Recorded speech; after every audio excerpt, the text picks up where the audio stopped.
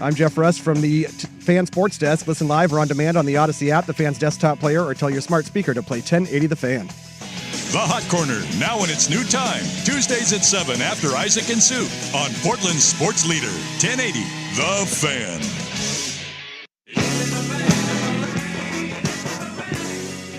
This is Danny and Dusty. Meringatang is going to be a thing. You're not coining anything new. With Danny Meringue and Dusty, the Fan Man Hera. I'll throw some monkey sounds in there and call it good. The old Danny Meringue pie? Danny and Dusty on the Odyssey app and 1080. Yeah, this is going to be awesome. The Fan.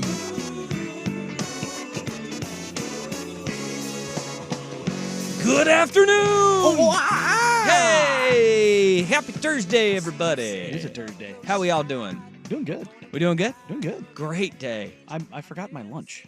Oh, no. Yeah, I did a thing last night. What'd you do? I upgraded the air fryer, I think 2 weeks ago, Okay. but I hadn't really done anything with it yet. I had like a nice, I mean, it wasn't small, but it was like a normal size air fryer. I got one of those like double bin. Oh, you got the big boy. Yeah. You got that, The Match Cook Ninja. you got that Mormon family / like true Catholic family, Yeah. 8 kids, Uh-huh. and you need a big cooking. Yeah, well, I mean, when I cook, because it limits the mess. It does a great job. Air for that. fryers are great. But if I'm gonna like do all of this, I want to batch cook. I want to meal prep. You know what I mean? All right. So I made my first batch of from scratch fried chicken in the air fryer. Oh, okay. Came out flawlessly. Made a nice little honey sriracha drizzle. There we go. Yeah, no, I mean it was great.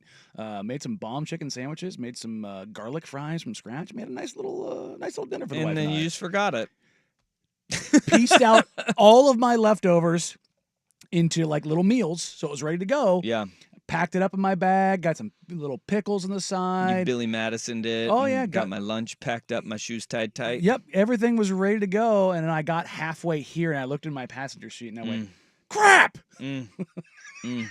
I did that in the car this morning on the way here, too. I looked over and realized I forgot my water But bottle. he actually crapped. I was saying, he crap. Oops, I crapped my pants. because I'm wearing them, and I just did.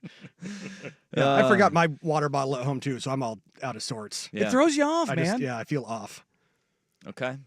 Is there something we can do to help you? No, I stopped at a Chevron on the way in and picked up a bottle of Smart Water and squeezed my Mio into there, but still right. it's not the same. Not the same. Okay. All right. Well, I'm sorry. I'm sorry to hear about that. Some people feel naked without them. That's like the people that are. I think most of them, like you go to the baseball games or the soccer games, and you see all the moms with their Stanleys. I'm usually wondering how many of those are filled with booze. Oh, you know, it's like those moms are Yeah. attached to those Yeah. Stanleys. I mean, if especially if it's a duo, if it's the mother and the father, if they're Yeah. both there, yeah. that's definitely got booze. Oh, yeah. Mom's probably got some Sauvignon Blanc in there or It's, something. yeah, you know what I there's- mean? yeah, it's either that or some Bloody Mary. You know what I mean? Like you just get those dark straws and you can't tell. Mm-mm. You can't tell. Mm-mm. It would be kind of funny if they pop the lid off and you just like you see him take a nice little pull and you just got a little red mustache from the Bloody Mary. Why's your mom got purple teeth? It's like in Up in Smoke with Cheech and Chong when they're in court and Tommy Chong walks up to the, because they're all geeking out, and he walks up to the judge's stand and takes a swig of her water and goes, it's effing vodka, man. Yeah, man. Man. That movie I saw probably at a far too young of age. Oh God, yes. I think I was like 9. I made it to college. Oh, my God, yeah, my yeah. parents weren't big Cheech and Chong folks. Nor were mine, but my brother and I got that Hollywood Video. yes. We got to go to Hollywood Video, and they're like, "Oh, you guys are on the account. You can rate it R." Whatever. Yeah. Like that was back in the day. I was like, I'm like 10.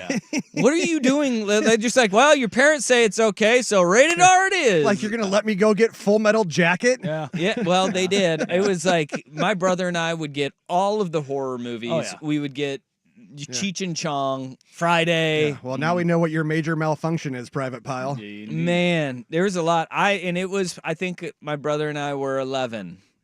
I think we were 11 when we watched Up in Smoke for the first My time. parents were like You can mildly keep on mad. knocking, but you can't get in. That was awesome. But then strawberry. then my dad was like, you know what? Screw this. You've already watched it. Put it on again. I want to watch it. Yeah, dude, it was. E.T. the extra testicle always stands out for me. I think for me, it was the movie that I saw at far too young of an age was Porky's. Oh, Yeah, I was probably 6 yeah. or 7 for that one. Yeah, I think I was 9. Hiding behind the couch watching it with mom Yeah. and dad unaware. That was my buddy RJ. We were over out in Dilley, Oregon, at my buddy RJ's house, and he had an older brother. Well, I think it was Gary. His older brother Gary was watching Porky's, and we were like, "We're just gonna slide on in here." Yeah. He didn't Let say this anything. happen. Parents were asleep. We Oh, were really just how running you turn on the amok. shower? Yeah. Yeah, we were just like, "Whoa!" Barbed wire. Oh man. That was. Oh, the- yeah. I remember I rented that one. I saw that in the theater. Yeah. Wow. Okay, here we go. Wow. Vancouver Ford text line 503-864-6326. Your dollar goes further at Vancouver Ford. They treat you right before, during, and after the age. Visit them online, vancouverford.com. Favorite horror movie you saw way too young of an age? Mine was Silence of the Lambs. Ooh, yeah. 8 years old in Spokane, Washington. I think we rented that one as a new release. We watched it like on a New Year's Eve, Yeah. if I remember correctly. Yeah, But for me, it was The Exorcist was the one. Far Oh. too young. yeah. Saw that at my aunt and uncle's house, and Is Silence of the Lambs a horror, or that's a thriller? Thriller. More of more Yeah. of a thriller. But I mean, when you're 8, I'll tell you, that was God, horrific to me. arachnophobia. Yeah. see, but I that's think- more of like a comedy. Poltergeist. I think Poltergeist is up there for me. I think the Poltergeist is up there. Don't do that. Yeah. There you go. Stop that. I mean, Yeah. Child's Play scared the crap out of me because Yeah. that was the one that the babysitter Oh yeah. threw on for me. It. well, and that was also right when like the You old know what? the That's old My it. Buddy dolls It. came out too, basically. Yes, it. The first It is the one that got me. I am 40 years old. If I saw it today, Yeah. I would be too young to watch Mhm. it. The That first movie- It got me. Nope. Yeah. And Nope. Children of the Corn was another one for me. Who I ruined think clowns I was about 11 more? or 12. John Wayne Gacy or It? It. Really? Yeah. John Wayne Gacy was real. Yeah, but the thing was, we knew the name, but because of the like lack of proliferation of social media, Yeah. you didn't really see it. Yeah. Like you just kind of knew it and associated it, but you didn't. I- But it was everywhere. Yeah, that was, I'll tell you, John Wayne Gacy, when you saw the pictures of him as a clown, Oh God, you were like, terrifying. yeah, that tracks. Yeah, that tracks 100%. I mean, Uh, actually, every old clown does, Yeah, including Bozo. Everyone's like, oh, Bozo the clown. It's like, Aliens. Yeah. Aliens, the second one. Aliens. No, just Aliens, because Alien. Alien and Aliens. Yes. Plural. Just before Yeah. we started putting numbers on everything.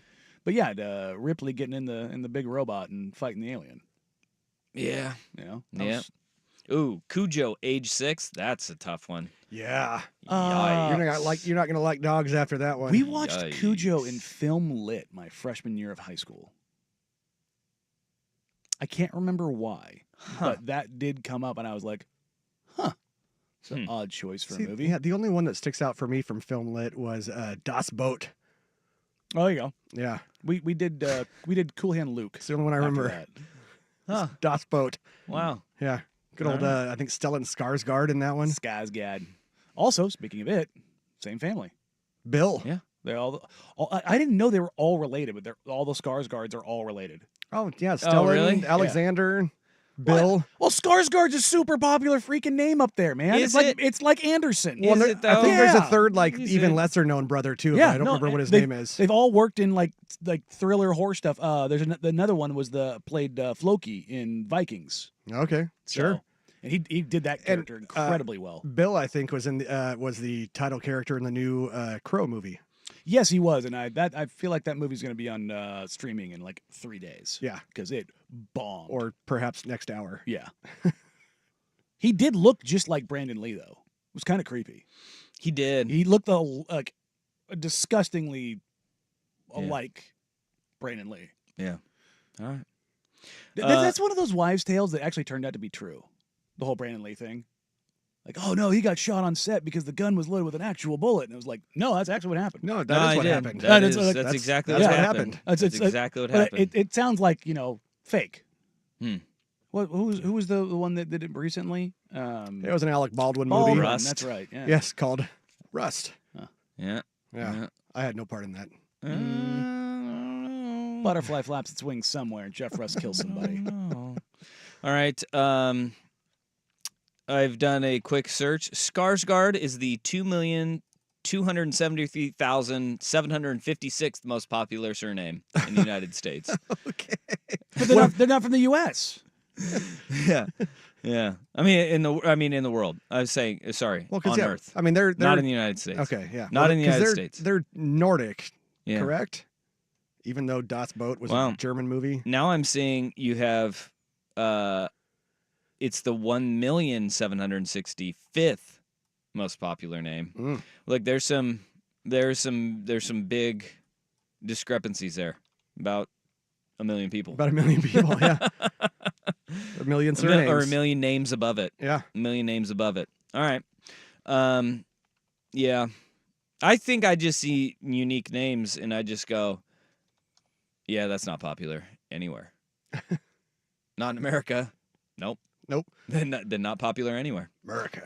Hell yeah, brother. Skarsgård first recorded in the United States in 1920 with one family living in North Dakota under that Wow. name. How about that? I mean, North Dakota tracks. That is actually probably why you think it's more popular because you lived in North Dakota for like, how long? 2 years. 2 years, and Yeah. you probably met that Skarsgård family. Yeah. And you're like, yeah, it is popular. I have a lot of those too. There's 4 of them. There's Stellan, Gustav, Alex. strong. Oh, there's names. 5. Walter and Dude. Bill. Gus Skarsgård. Right. I mean, Dude, what a badass name. What? Gus Skarsgård. Yeah. Who's fighting that kid? Yeah. Nobody. Nobody is fighting that kid. And then you got Bill standing on the sidelines. He's like, really? I'm Bill Skarsgård? Yeah. Yeah. Yeah. Yeah. This is Yeah. my other brother, Dave Skarsgård. Hey, take a seat there, Willie. Willie Skarsgård sounds way better. He should go by Willie. He should. Gosh. Man, all right. Okay. 99% of the Skarsgård family lineage reside in Northern Europe. All right. So yeah, it's all there. It's all there. Yeah, Northern Where there's Europe, just so- not so a lot of people. Your No. your Scandinavian countries. It's Yes. Yeah. sweet. It's Is No, that who'd have Swedish? thunk it? Yeah. Yeah. Who'd have thunk it's Scandinavian, huh? Yeah. Isn't Weird. it weird that we always like the euphemism for the Swedes is the Swedish, and it's like, well, so the thing about that is there was a lot more grunting and a lot less like sweet Swedish, like they were very murdery, Mm. like wildly. Like those Vikings? Yes. Is that what we're talking about? Yes. Like the like- Swedish chef? As I'm saying, yeah, we like, yeah, like I'm that's, gonna kill you. and it's like, yeah, like that, they weren't really. That's not Swedish, guys. How By the quickly way- would the Muppets get canceled? Right? Right? They're like, dude, that's your Swedish. The guy's just going. Yeah. By the way, super underrated old school SNL sketch was Andy Samberg doing the Swedish Chef ringtones. Go look it up on YouTube. It's fantastic. He does Axel F. It's great. Yeah. Bork, Well, bork, that- bork, bork, bork, We bork, talked bork. briefly about this past weekend's Saturday Night Live. Mhm. It was really good. They had like the George Washington skits Yeah. were really good with Nate Bargatze. The golf skit was hilarious. Dana Carvey as Joe But- Biden was. Yeah, Dana Carvey was on it. Jim Unreal. Gaffigan was on it. Yes. Because he's doing Andy's- walls, right? Yeah. Andy Samberg was on it as the first gentleman. To be honest, the Gaffigan, he looks like he Or the second face gentleman. the facial Yes. features that he does, even though he doesn't really look like Walls, he somehow captures it. Carvey looked like Biden. Yeah. That was That was insane. I feel like Gaffigan gets a bad rap. He gets kind of that rap of just the lame like dad joke comedian. goes like this when he's doing his joke. But know what? I I enjoy don't- Jim Gaffigan greatly. I like Jim I don't Gaffigan care. too. Jim Gaffigan always gets a pass for me because Yeah. he's the driver of the car when they try to say meow. Yeah. Yeah. Are you saying meow? Nah, My not hopping meow. on nimbly bimbly from tree to tree. My That- drinking milk from a saucer. Yeah, Super Trooper is also a great movie. One of 5 movies that came overseas with us one The time. snozberries taste like snozberries. Yeah. There were a lot of really good like We're Yeah, already like pulled over. We can't indie- pull over any further. Indie comedies back if then. I'm not mistaken, I believe it's still the #1 selling DVD of all time. Yeah, I could. Well, I would assume that's going to hold forever because nobody's Nobody buying buys a them anymore. DVD Yeah. anymore. Yeah. But Same dudes though. Beer Fest, very Yeah. underrated. also great. Yeah, but you had like you had Super Troopers. You had what was it called? Beer League with Artie Lang. Oh, yeah. where he plays. He takes it way too seriously. was that before his nose fell off from all the cocaine?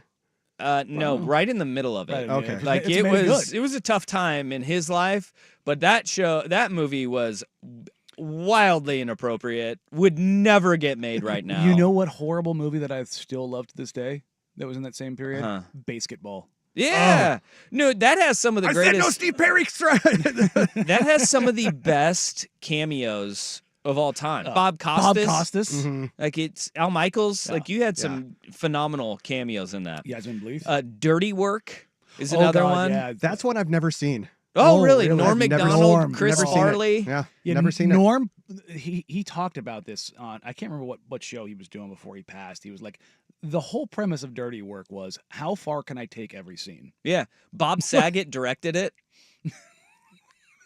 Get right the hell out. Are you serious? Which Yeah. again, how Dude. far can I All right, take so- All right, every let scene? me- I might have to go Okay, check that out. I'm then. gonna tell you this cast, and you tell me. Like, it was a movie that was not like it wasn't like pushed out by a big production company or a studio. Norm Macdonald, Jack Warden. Okay, You remember Jack Warden? yeah. Yeah. old dude. Artie Lang, Don Rickles, Christopher God, I love Rickles. McDonald, Shooter McGavin. Shooter, yeah. Plays a bad guy. Yeah, Chevy 'cause Chase. he always does. Chevy Chase is in it. Chris Farley is in it, and Chris Farley's character might be the funniest person in film. Like, got my nose bit off. Like, I'm not going to Yeah. ruin that for you. All right. I'm not going to ruin that for you. I'm not going to ruin that for you. Oh, that's right. You won't. Oh my God. Oh well. So according to the old I don't Vancouver know if you're ever Ford, going to find it. according to the old Vancouver Ford text line here, Jim Gaffigan played O-line at Purdue. Yeah. Yes, he did. I mean, he's a He large was a Boilermaker. I mean, I know he's a I tall think he dude, would- but I think he may have played tight end, or defensive line. I don't know. But he did play football at Purdue. Oh yeah, he was an O lineman, number 60. He was a walk-on. It's Joel McHale. He played tight end at UW. Washington. Yeah, yeah, but UW. So yeah, Jim Gaffigan. If you look at him in a Purdue uniform, you're like, yeah, I can see why he was a walk-on offensive lineman. Yeah. At Purdue. And they definitely make football players differently now. Yes. Very, very, very differently. And there's also side by sides. Greg Olson can play the young Jim Gaffigan in a movie. Ooh. Go, just do yourself a favor. Yeah. Google Jim Gaffigan, Greg Olson, Oh, I can picture Greg Olson. and that'll be a dead ringer there. For the the FX Mhm. movie about Jim Gaffigan's life when he gets canceled in sports somehow, they can cast Greg Olson to play him, because they did the Aaron Hernandez one now, right Yeah. after on the heels of the Clippers one, the Donald Sterling The one. dude playing Gronk is immaculate.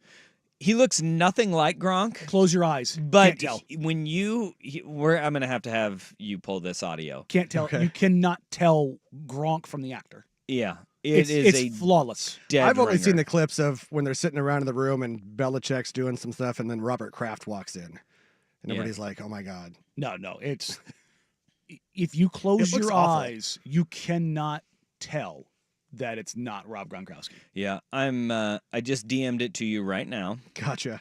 I'm gonna need you to pull that. We're gonna have that On at it. some point today. On it. 12:45 sounds good. Okay. Yep. Oh wow, way over. This one's got Yeah. away from us. It did. Holy guacamole. Hey, but it's all good stuff. Yeah. Right?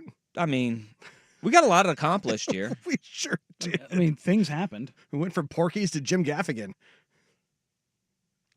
I can see how we connect those dots. And somehow John Wayne Gacy was in there. And the family Skarsgård. That's right. The 2 millionth most popular name in the world. I'm going to teach you some sports, too. My wife, by the way, a big Eric Northman fan. I don't know who that is. That's the Alex Skarsgård. That was his name in True Blood. Oh, Yes. Okay, The vampire True show Blood. on HBO all right. that all the ladies dug back in the day. Yeah, Yeah. yeah. They all got all Twitter pated over it. Well, those shows pay off for you. Yeah. They do. Right? They do. All right. Big game coming up. Oregon, Ohio State.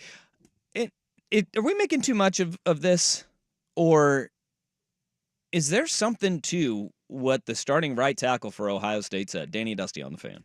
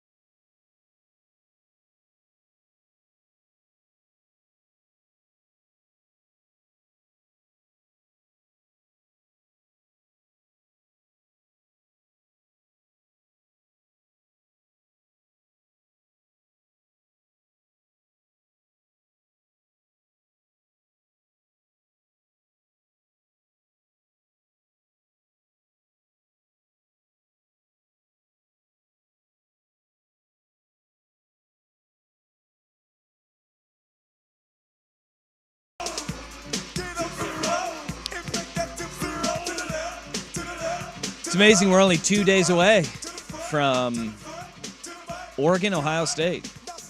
Number 2 versus number 3, big one down in Autzen Stadium. People are already showing up.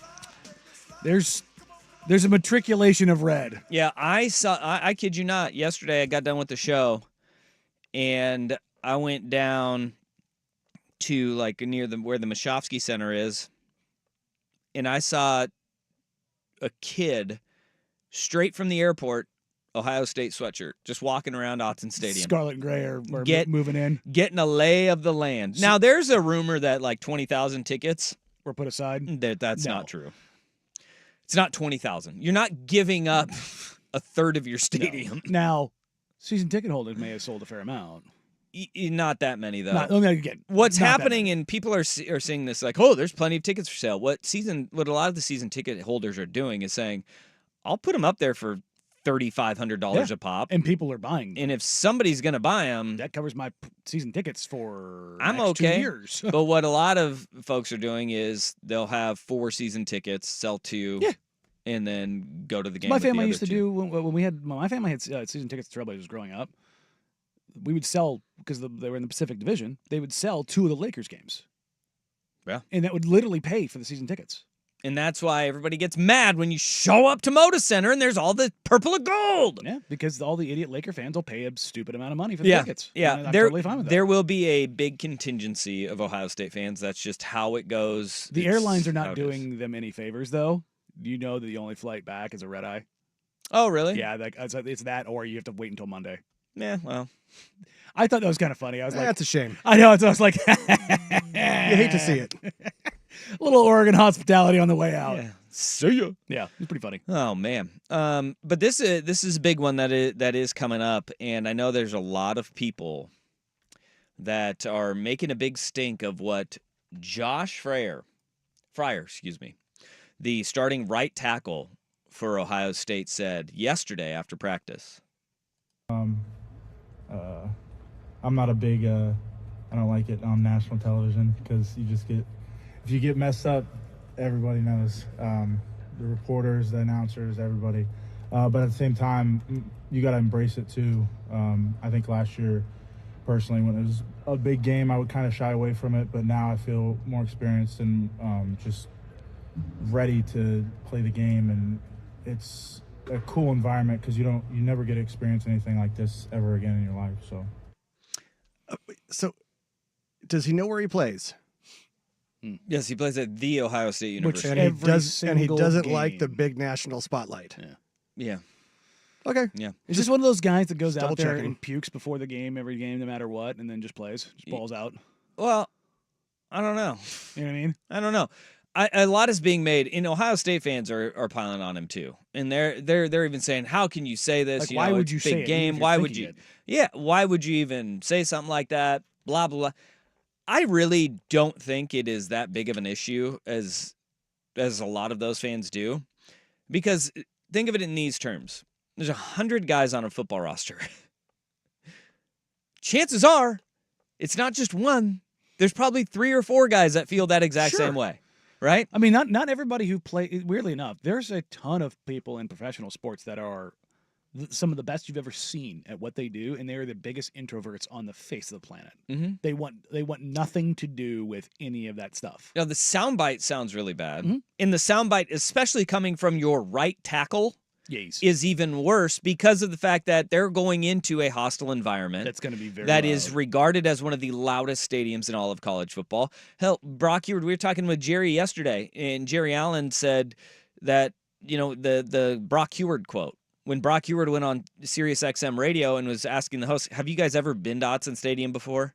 Well, you guys need to, because it starts with a Harley leading the team out on the field. The fans, there's only 60,000 of them, but they are the loudest, and they are right on top of you, and it does not stop.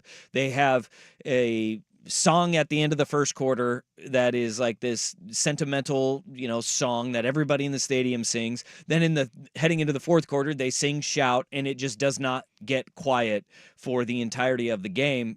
Brock Eward, a Husky, calling it a bucket list place to go to watch a football game. When you're heading into an atmosphere like that, you don't want your right tackle to be saying, don't like it because when you screw up, everybody notices. Because what do the tackles do often in loud, raucous environments when you're on the road? Just peeking in. false start. Yep. Right? Oh, hell, You get the false starts, and then all of a sudden he's saying spotlight's on you. So that's where the vitriol is coming from. I don't think, like, honestly, dude, I appreciate the fact that he was honest about it, and then everybody's ignoring the tail end of it, where it's like, you got to embrace it too. Yeah. Like, at the same time, you have to embrace that these opportunities are once in a lifetime, and, you may not like having the spotlight on you, but you got to embrace it because that's how you survive. Yeah, it's interesting. The left tackle that was in the first half against USC Michigan, he was getting absolutely murdered by one of the best pass rushers in the country. Now, don't get me wrong, he was still going to get murdered, but it came out he couldn't hear. No, he couldn't hear, and so he was staring, like trying not to turn his head and make it obvious that he was staring at the snap at the center and snapping the ball. But that was the reason he was getting dusted, is that he could not hear the call at all. And so a guy who is a speed rush that was going to murder him, he chose to just stare inside as opposed to maybe taking a peek. Yeah, there is a stark difference in, like, and I say there's 100 guys on a roster. You got 22 guys that are starters. When you look at guys who cycle in to games as well, with the amount of substitutions that elite teams have, like Oregon and Ohio State, right? You have about, I mean, we're inching towards 35 to 40 rotational players for both teams, right? I mean, that is, you have a lot of guys coming in and out of the game. Sure. Of those 45, you're going to have a couple that feel the exact same way as that right tackle did. 100%. So I'm not going to kill the guy for it. But there is a difference Probably keep that to between yourself. what a lot of the guys say, right? Because remember at, like, Oregon Media Day, all of those guys were sitting there and they're saying, this is why you come to Oregon. Yeah. To play in big games, to play on the big stage. And that's exactly why a majority of the guys who are playing for Ohio State feel too. And I know it's like starting to be painted as this, oh, they're scared of the... No, they're not. No, they're not. There's one guy... They play in front of 100,000 people every week. Who probably is kicking himself for being honest with people. But there's guys that are on Oregon's roster that probably feel the same way. 100%. And there's more guys on Ohio State that probably feel the same way. But they're not good enough to have a microphone in front of him, and he is. Yeah. It's going to be interesting. This is why somebody's in PR is like, what did we learn here? Yeah. And then he goes, never say anything that actually matters. I'm not going to crush kids for that, man. It's totally fine. mean, no way. But penalties are going to play a big role. I've been doing some digging on both of these teams, and penalties really, they were the Achilles heel of Oregon early. Big penalties in big situations. Timely penalties. Exactly. Drive killers. There is one number that blew my mind as I was digging into Ohio State. We'll get to that after the big kahuna with SportsCenter Update. Now, from the Fan Sports Desk, a SportsCenter update on 1080 The Fan. This update brought to you by PG Long Floor Covering, carpet, hardwood, or laminate flooring, cleaning or restoration. Call PG Long, your Northwest flooring experts, pglongllc.com. First on The Fan, the Seahawks begin Week 6 of the NFL schedule tonight at Lumen Field, hosting the 49ers with the top of the NFC West on the line. No Reek Woolen or Byron Murphy for Seattle. Julian Love, Boye Mafe, Derek Hall, all questionable. 5:15 kick on Prime Video. Coverage right here on The Fan starts at 3 o'clock, immediately following Danny and Dusty. The Seahawks are 3.5-point dogs. Jets interim head coach Jeff Ulbrich has stripped offensive coordinator Nathaniel Hackett of play calling duties, giving them to passing game coordinator and quarterbacks coach Todd Downing. Over in Major League Baseball, both ALDS series in action today in Detroit. The Tigers looking to put away the Guardians. Tanner Bybee for Cleveland, Reese Olson for Detroit. 3:08 first pitch on TNT and Max. Then at 5:08 on TBS and Max from Kansas City, the Royals trying to extend the series to a fifth game. Garrett Cole for New York, opposite Michael Wacha. Coverage on 910 ESPN in Portland starts at 2:30. More sports scores and stories in 30 minutes. I'm Jeff Rust at the Fan Sports Desk. Listen live or on demand on the Odyssey app, the Fan's desktop player, or tell your smart speaker to play 1080 The Fan. Do it every morning. Dirt and Spray. Weekdays 6 to 9 a.m. on Portland's Sports Leader. 1080 The Fan. Are you a parent of a 2 to 7-year-old?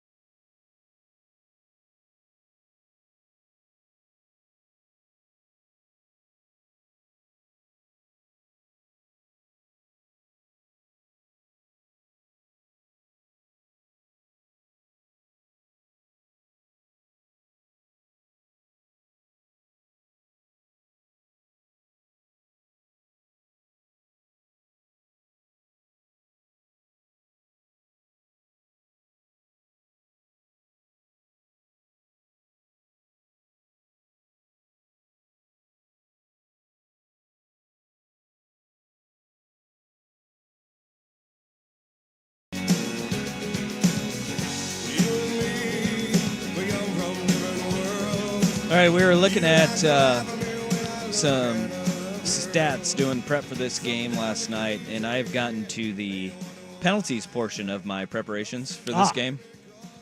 It's a little bit down in the weekly prep. I'm not going to lie. If you look at the penalties per game for each team, Oregon sits at 57th nationally, averaging 6.2 penalties per game, 50.8 yards per game, penalty-wise. And that's, right in the middle part of the country as far as penalties. And I think we all remember, though, how punitive and how many there were in that early going of the season. I mean, it was brutal at times. Some of the penalties that Oregon was getting at the times they were getting them, and the yards that racked up for Oregon from penalties.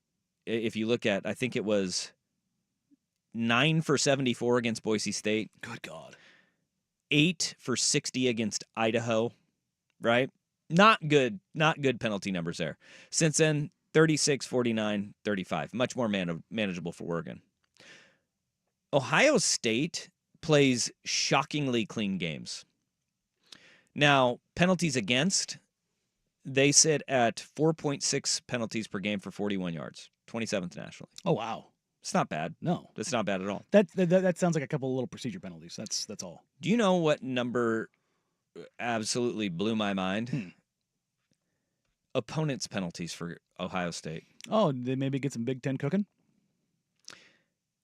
There have been a total of 113 penalty yards against the Ohio State opponents. Huh.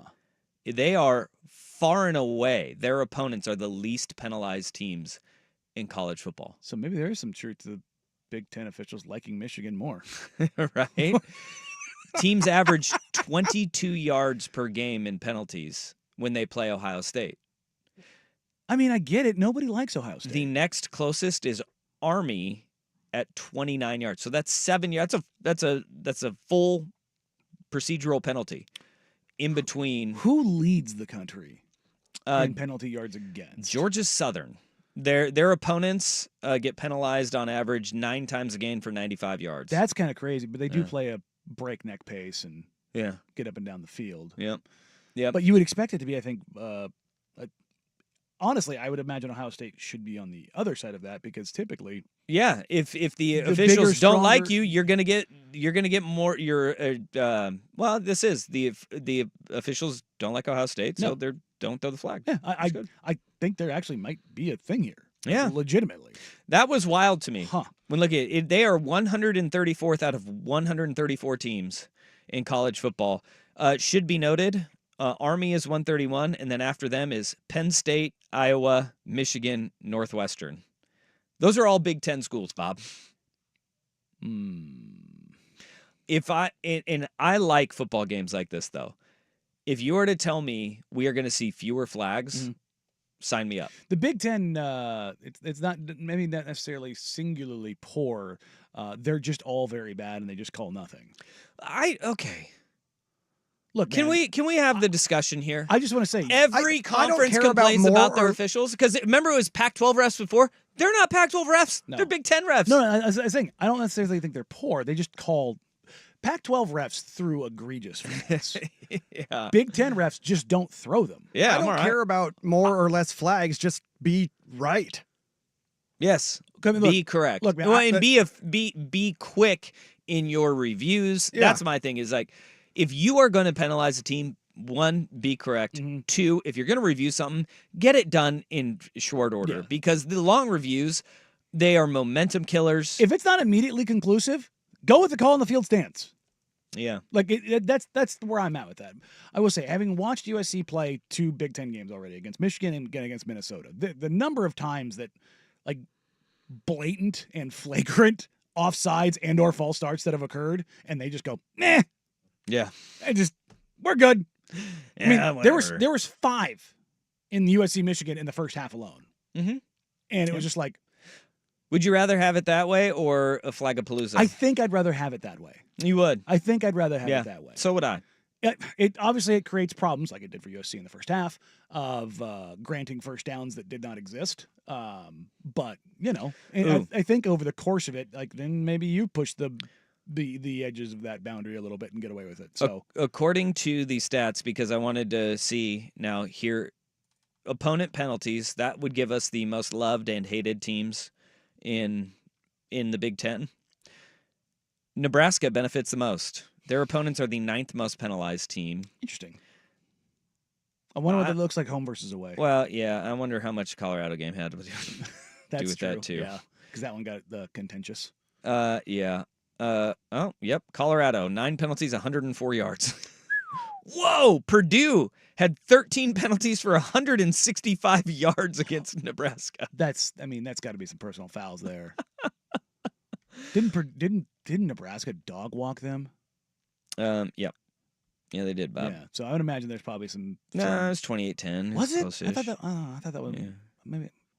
But no, Oregon State. Never mind. To your point, it is when you look at the penalties and opponent penalties, most of the Big Ten is hovering right around Oregon is at 81st. Majority of the teams are 81st or below in opponent penalties. There's just not a lot of flags being thrown. And to be fair, if you know that going in, that's going to be penalties are going to be a factor. I think obviously the big ones when you look at turnovers, and I think not just turnovers, but what happens after turnovers, right? What does the turnover lead to? Because what we've seen with Oregon is that we've seen some turnovers go for scores. And when that happens, you all of a sudden you're putting your back against the wall, right? That's what made that Boise State game so close. That's what made them hang around. That's what let Idaho hang around. It's can you bow your back after the turnover? For penalties as well, and it's not the number of penalties, it is when they happen, because for Oregon, we have seen drive killers that have just absolutely neutered any sort of momentum in a game. And that, to me, those are the two factors outside of you go down this game and you go dude for dude. They're pretty close. Well, on both sides of the football. Advantages abound for Ohio State. But it's still pretty close when you look at that matchup. Yeah. That's when you look into all right, what are the details that are going to dictate this game then? And that is clock managed by your coach, right? It is turnovers and what happens after the turnover to your defense. Whose facial hair is naturally colored? That Dan Lanning, big advantage there. He won that one. That's already a win for Oregon. Chalk that one up on the board. You could put it on the board, yes. And then it is the punitive penalties when they happen. I mean, those are going to be the big ones right there. All right. We got to get to Gronk. You got the Gronk audio in? I do. All right. Be there. We have Gronk audio coming up next because Danny's about to blow your mind. You blew my mind. It's crazy. Danny and Dusty on the Fan. Oregon.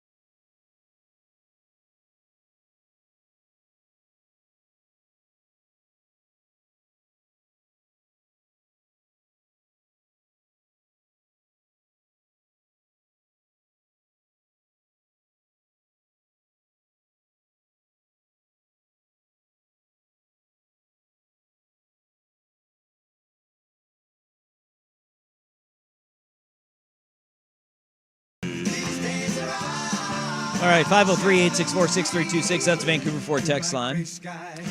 We will get this. We'll probably do this. Maybe we'll do it tomorrow. We could do it today, though. Can we get a Saturday wedding check-in? I'll be at my cousin's full Catholic ceremony and reception that starts at 2:30 p.m. All right, I'm doing the math on that. You'll be out of that wedding at right about kickoff time. You should be getting out of there. Like, it's a 4:30 kick. We're going to use the air quotes on that. 4:30 kick. More like 4:45, 4:50. Yeah. You'll be getting out of there, hopefully. I mean, that feels like it's ditching out of the reception pretty quick. No. I'm saying you're getting out of the wedding. Ceremony. No, the full Catholic ceremony, you got an hour and a half mass, Okay, bud. yeah. There we go. Okay. Hopefully your cousin is doing the hurry up drill. Yeah. I don't think they. Spiritus Sancti. Let's keep it going, guys. Come on, mean, red panties, red panties. I have a feeling if they looked at a calendar and it was October 12th, they're not going to do any sort of hurry up drill for you. But hopefully you can wrap that actual ceremony up in a half hour. Do that a little bit quicker. I know. You see, I know. So, but you'll be getting out of there. Like, if it's a 45-minute ceremony after the mass, then you're gonna be right. You're be hugging that kick time, and that's when you can just pop the phone open, and you can. I think it's okay to go phone and At the table. AirPod at the reception. Yeah. Well, because I Right? guarantee you're not going to be the only person at the table, too, that wants to check out some of that game. Yeah, no, for sure. You might have a little bit of a crowd around you. I went to a big football guy wedding a couple years ago.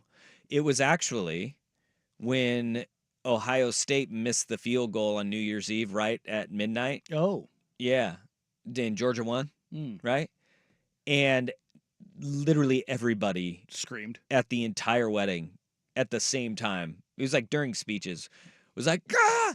Father of the bride, football coach. He comes up to start his speech. He's like, Ohio State just lost. And then the whole place went crazy. Yeah, the whole place went crazy. So I think it's okay. I did a traditional Italian Catholic wedding 2008 in upstate New York. And I want to say that ceremony was like 2 hours. I mean, it was. You have mass and then the ceremony. And that's what I'm saying. Yeah, I think we're splitting hairs here. 6 to 1, half dozen of the other. You know, it's same thing. You're in the church for the whole thing. We're saying the exact same thing. It's all one thing. Yeah, it's all the same. Yeah, the pew. It's 2 hours, man. The pew's not great. No, they're hard on your butt. Yeah. All right. We have to blow your mind here. Okay. FX they're doing the Aaron Hernandez doc like they did with Clipped, which is essentially you're telling the story that everybody knows already with actors who are portraying people that are all still alive, and the overacting is incredible. And by the way, you never know any of these actors really either, except for Clipped. You had what? Ed O'Neill as. Well, and didn't you have Lawrence Fishburne playing Doc Rivers? Yeah. Oh, okay. Well, excuse me. And then some guy So that far looked as I can tell in nothing this- like Blake Griffin playing Blake Griffin. Yeah. So far as I can tell in this Patriots one, though, there's. Well, I mean, Aaron Hernandez ain't is nobody. dead, so Yeah, he is dead. super dead. That's yeah, a shame. yeah, but his I don't know. Ryan What is Shane. a widowed fiance? What is a fiance I don't who's think you're- lost? I don't- I mean, are you, Well, she's a I mean, No, basically a widow. I don't think Not you're technically, but see? That's why I asked the question. What? I don't even know what that is. you're not married. Yeah. Yeah. The guy who plays Bill Belichick, we've seen him in some stuff. He played in. No, losing it. nope. Nope. So I haven't heard of him. I thought it was the guy from Suits, to be honest, or White Collar. Oh, okay. The FBI guy from. It's not Yeah, him. Not him. Nope. This guy's name is Norbert. No way. Yeah. Oh, I did see that. Yes. Yep. Norbert. He's got some wicked name like Norbert Lutz or something. No, it's Norbert Butts. No, that's not real. Oh, it is. No, he changed. He changed it to that. His to name make it is stand out. Norbert Leo Butts. Butz, baby. See, that sounds like a Simpsons joke at Moe's Tavern. Yeah. But Patrick Schwarzenegger plays Tim Tebow in it. So Like that Schwarzenegger family. that would be the one. I mean, not that there are many others I'm aware of. Yep, that would be the one. No, he's it's real. He's it's Norbert Butz is also the name of his father. I thought it was something that you change it when you go to Hollywood and you just go, screw it. I'm going to make it the dumbest thing possible so it stands out. Norbert Butz the second. Well, I'm going to hit you with another He's not name. the second because he's got a different Middle name. Yep. Gotcha. I'm going to hit you with another great name here. Oh, wait, no. His real name is Timothy, but his father changed it to Norbert after helping with his birth. Timmy, wait, Yeah. what? Wait, what? That's what it says, man. I'm just reading the. He's like, I helped in this. Yeah. Hey, Doc, step back. Take a step back. I got this. I don't even know what that means because he helped in the birth. Yeah. All right, whatever. The guy who plays Rob Gronkowski is a young man by the name of Laith Walschlager. Oh, come on. I'm just hitting you with the names, brother. All right, Sweet fancy Moses. but He looks like Rob Gronkowski and Tim Tebow had a child. he kind of does. I think he probably auditioned for Tebow, and they're like, "Yeah, how about Gronk?" And I'll be damned if he doesn't nail Gronk. Again, the overacting is because you know who the people are that in real life is second to none. But here is Laith Walschlager as Rob Gronkowski. Aaron. What's up, bro? Hey. I'm Rob. They call me Gronk. They call me Aaron. Nice. Hey, you meet Coach yet? Nah, not yet. That dude is getting scary, bro. Come on, guys. Let's go. Holy shit, that's Tom Brady. Oh, no. Let's go, baby. Let's go. Get high, baby. Cool. The laugh. We need to have a Gronk laugh drop. Turns out Laith Walschlager played football at Delaware. Oh, with Joe Flacco? He's a blue hen. Do you play with Joe Flacco? Joe Flacco. No, he's not that old. He's only 32, but he's a defensive end at Delaware. Yeah. All right. All right. Things I learned. He's a dead ringer. Sounds just like him. That sounds just like Gronk. Yes. How tall is he? 6'4". He's 6'4". He's so he's close. 6'4", 270. He's a big dude. All right. Yeah. So he's only like, I don't know, 3 inches shorter. 3 inches and about 15 pounds smaller than Gronk. That's the hard part when you're trying to cast Rob Gronkowski. Is you have to find. I mean, you're basically looking at what's the dude from Reacher, Yeah. Blue Mountain State. I think what you could have done though, right there, couldn't you just gotten one of Gronk's brothers to play? Oh, Gronk? that's true. Yeah. You know but also like, the lesser successful NFL ones. but do they not want to be a part of the stock? Probably. I would imagine not a single person involved with the Patriots wanted anything to do with this. Hey, yeah, no, that absolute lunatic we had in our locker room that was killing people. Yeah. I thought I was friends with. Yeah, let me go ahead and relive that. Man, I don't know. You know what I mean? The thing about it, it doesn't sound like very many people were actually friends with Aaron Hernandez. So I mean, that wouldn't surprise me, but like he Well, gave they were- off weird vibes, if you can believe that. Yeah, they were all probably terrified. yeah. All right. Well, if I ever get arrested, I'm going under the alias of Norbert Leo Butz, and I'm sticking to it. I'm going Laith Walschlager. If you tried to make up a name like that for a show, people would be like, no, that's too much. Yeah. Just like, Norbert "Sir, Leo stop." Butz. Yeah. All right. All right. Well, Too much. let's get to hour number 2, shall we? Hey, you like big butts? I cannot lie. You other brothers can't deny. All right, let's go a little bit to the NFL because the bye week sure fixed everything. Danny and Dusty on the Fan. Okay.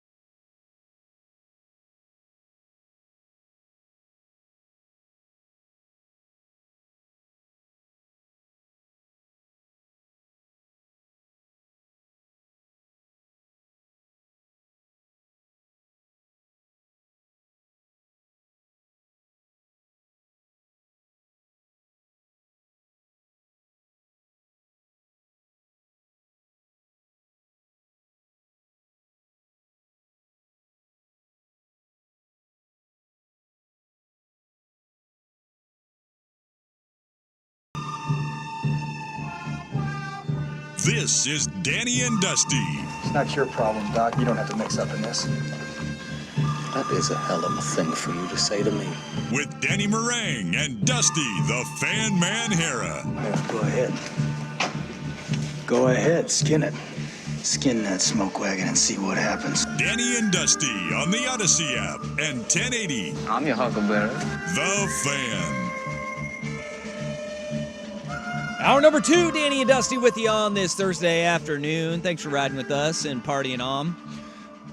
We will be here until 3 o'clock as usual, and then we will not hand it off to Primetime with Isaac and Suk. Hand it off to football.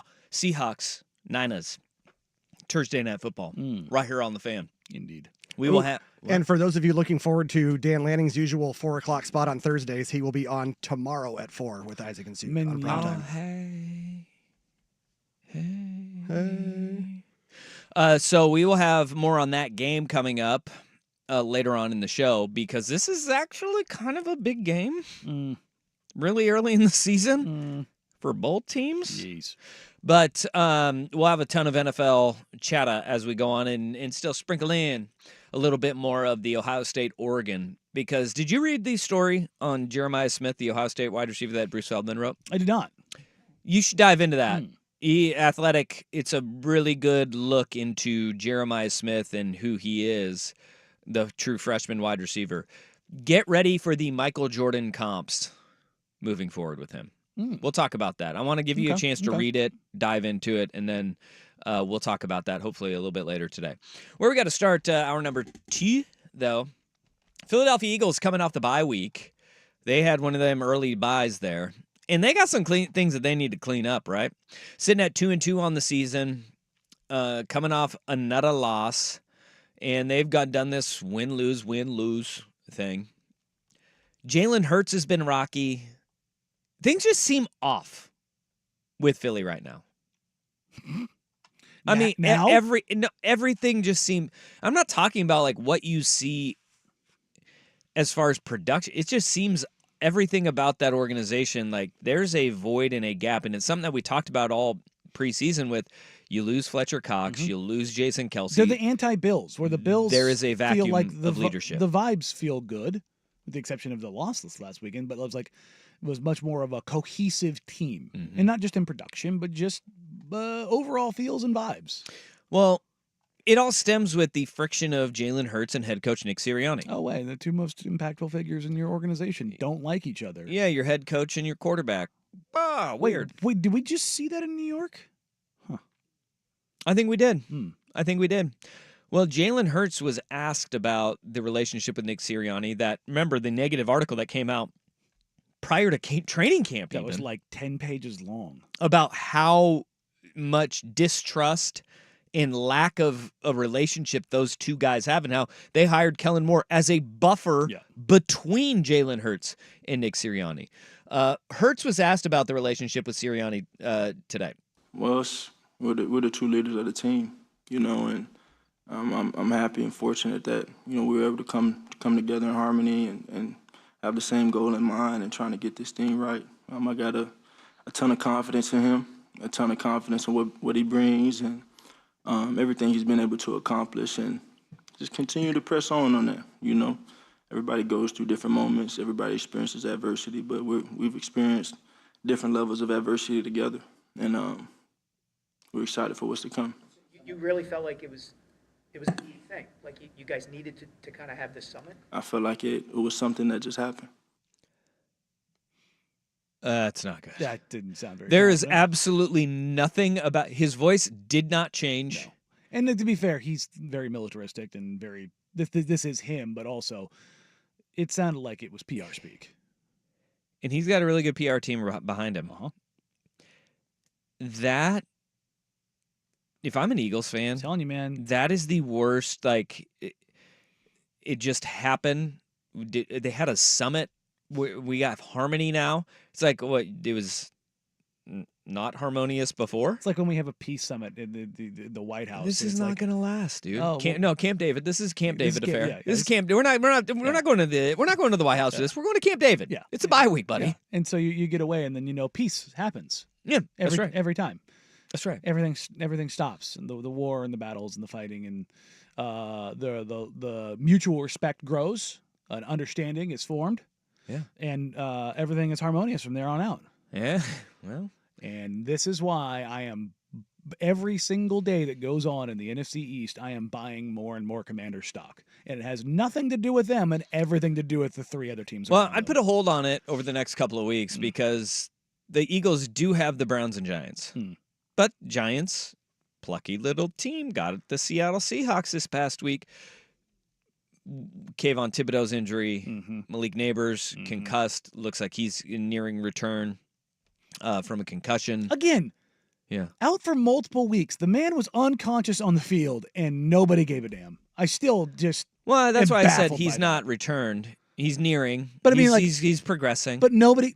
It is one the season he was having was incredible. He was probably the best wide receiver in the NFL through the first 4 weeks. Yeah, this is Roger Goodell saying, "Danny, shh." They just pushed it to the side. Shh. On the biggest market in the NFL. Shh. That was me playing Roger Goodell. I was just like in the FX American Sports Story. I could not believe. Still, it's like it's not being talked about by anybody. It's no, like, you're right. Yeah. Like that man had his brain scrambled on TV, and everyone's like, Micah Parsons' ankle though. I'm not gonna lie. What's gonna be fascinating for me moving forward? I don't know why Tua was not wearing a Guardian cap to begin with, but is Malik Neighbors going to be wearing a Guardian cap moving forward? Does that become part of the NFL's concussion protocol moving forward? Is you have got to wear a Guardian cap for the remainder of the season? Oh God! And just guys are going to look at it and be like, seriously though. But I mean, people are going to be dumb about it. I mean, they're going to look at it. It's not swaggy enough. Bad human being Jabril Peppers. He was wearing one for the Patriots. He should throw a dunce cap on that idiot. Yeah, he is not a good. I mean, he's going to jail. Like prison. I should say. If the charges and allegations are true, he's going to jail. Like his football career is over. It's ugly. That's bad. It's really bad. It's really bad. Not good. Yeah. This is all bad news for the Philadelphia Eagles, though, with Jalen Hurts and Nick Sirianni. In that, I don't know. There's not a bridge there. No. There's not a bridge to cross to where you feel like this is going to be something that gets resolved and they can move forward and work well together, because like this texture, Vancouver Forward Texan, that sounded like a hostage video. Yes. It sounded like I am okay. Me and my other fellow hostages are being taken care of accordingly. We are being fed and we have water and shelter, and our captors are not beating us to death. Yeah. We go on walks. Like they let us outside for yard time. Yeah, I don't. If I'm an Eagles fan, if I'm a Philly sports fan, I'm very uneasy right now. I mean, all of your teams are losing. Well, if I'm a Philly sports fan, I'm probably really uneasy 99% of the time. Yeah. I've seen New York sports fans kind of like doing laps on the Philly sports teams. Oh, don't do that. And I just like, man, for all of the successes your New York teams are having, you must have so many trophies to show for it over the past decade. Dang, bro. Oh, you don't have any. My bad.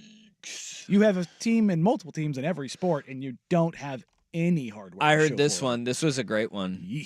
I heard what has Kansas City ever done? And somebody goes, won a World Series more recently than the Yankees. Yikes, dog. Truth hurts, don't it? And they're like, oh, well. Think about that. They have like multiple teams in every sport. Yeah. And they haven't won any. When was the last time a New York team won a title? The last time, are we talking, do we include the NHL? Yeah. Well, I was led to believe this is going to be the year for the Jets. Yeah. I think because it's Aaron probably Rodgers the was Yankees. actually going to play. Is it the Yankees? Yeah, I think it probably is. I think so. I don't know. Somebody's gonna be like, the Liberty one. I'm gonna say I don't remember that. So the Rangers is 94. So Yep, that takes 94. them out. Oh no, Giants. Oh yeah. You should remember that, or do you block those out? Oh, I try not to. I try not to remember that. Both of them? Shut up.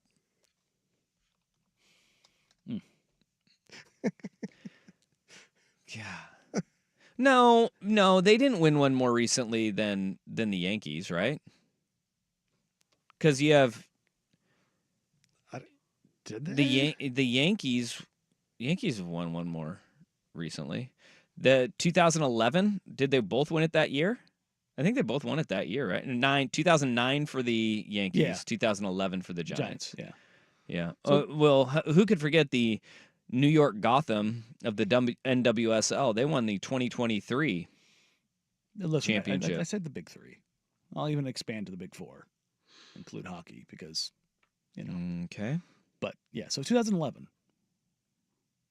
New Jersey Devils, 2003. Yeah, they don't win a lot. No. No. Like, even if you give them New Jersey and Brooklyn and, hell, Buffalo. Poor Buffalo. Yeah, a bunch of losers. Right? Yeah, that So sucks. It's always like, why are you doing this to Philadelphia, who has won a World Series title, the Super Bowl Super Bowl championships. championship, like, and the 76ers have been better than Knicks for 20 years? Yeah. They're taking their victory laps, though. It's weird, right? But I think it's only because the way that Philly fans react. And the way they reacted last night when they got eliminated, Oof. it was a thing of beauty. Yeah. We'll get to that next. Danny and Dusty on the Fan.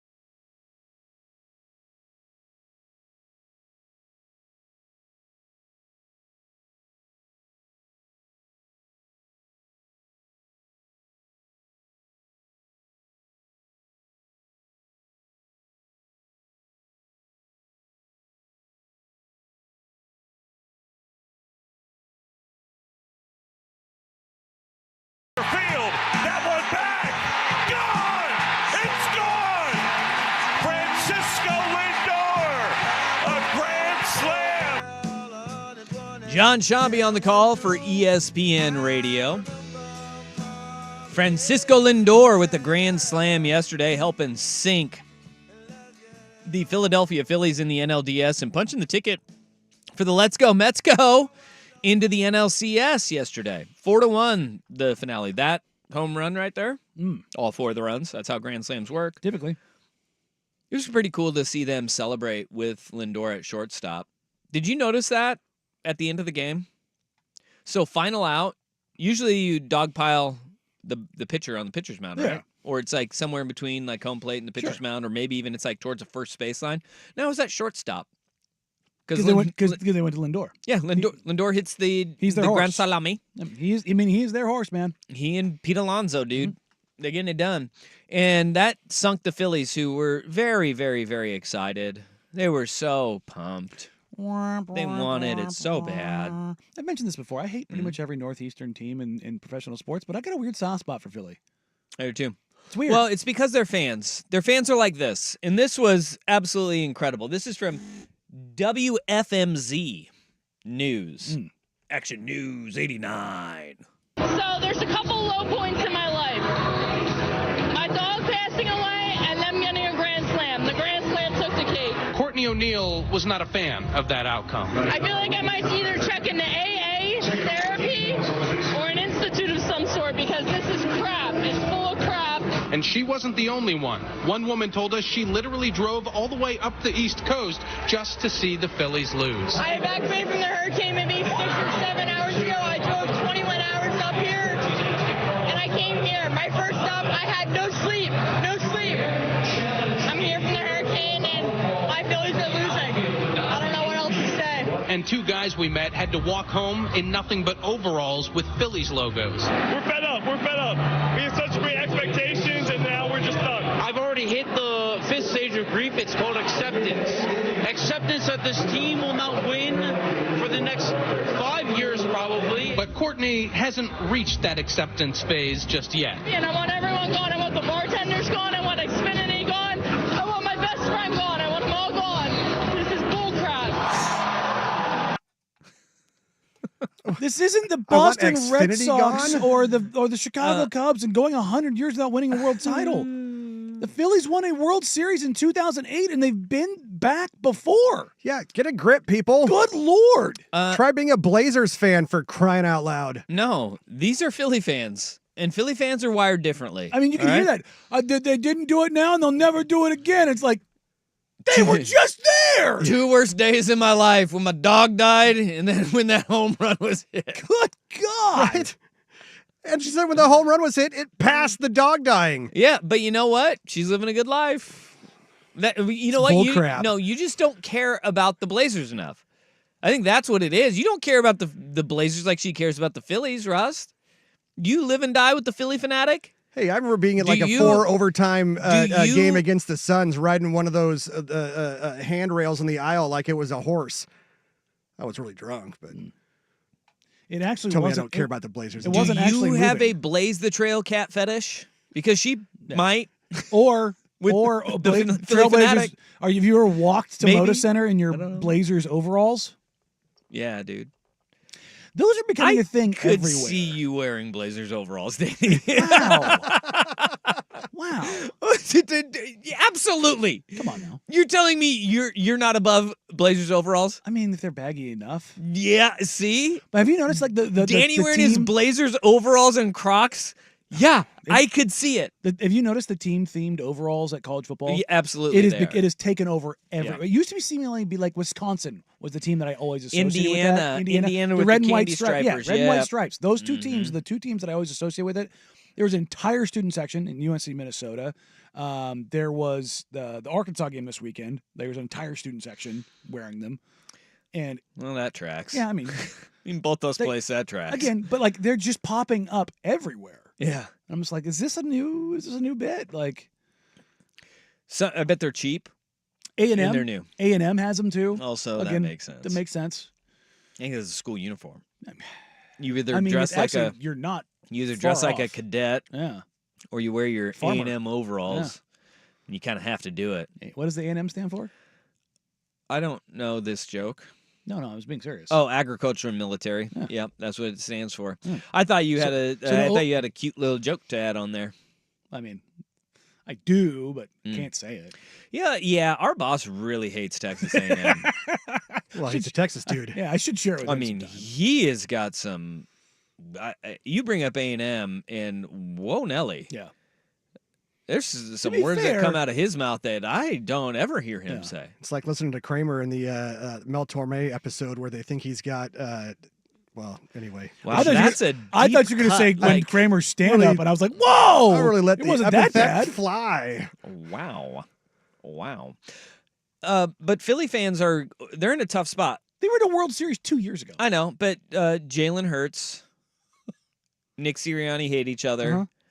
Phillies lost. Phillies lose to the Mets too. Like that's a tough one, especially after everything that went down this entire year. Do you see the L that Ken Rosenthal was taking yesterday? Oh, I mean, to be fair, I kind of respect the Padres players for doing it.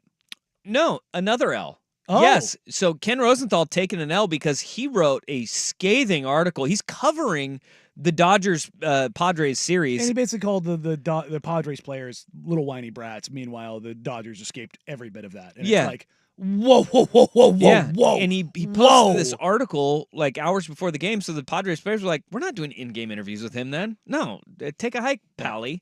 And it didn't work out for the Padres; they got boat raced. Yeah. But the other one is that Ken Rosenthal had a report earlier in the year about the Atlanta Braves, and it was like the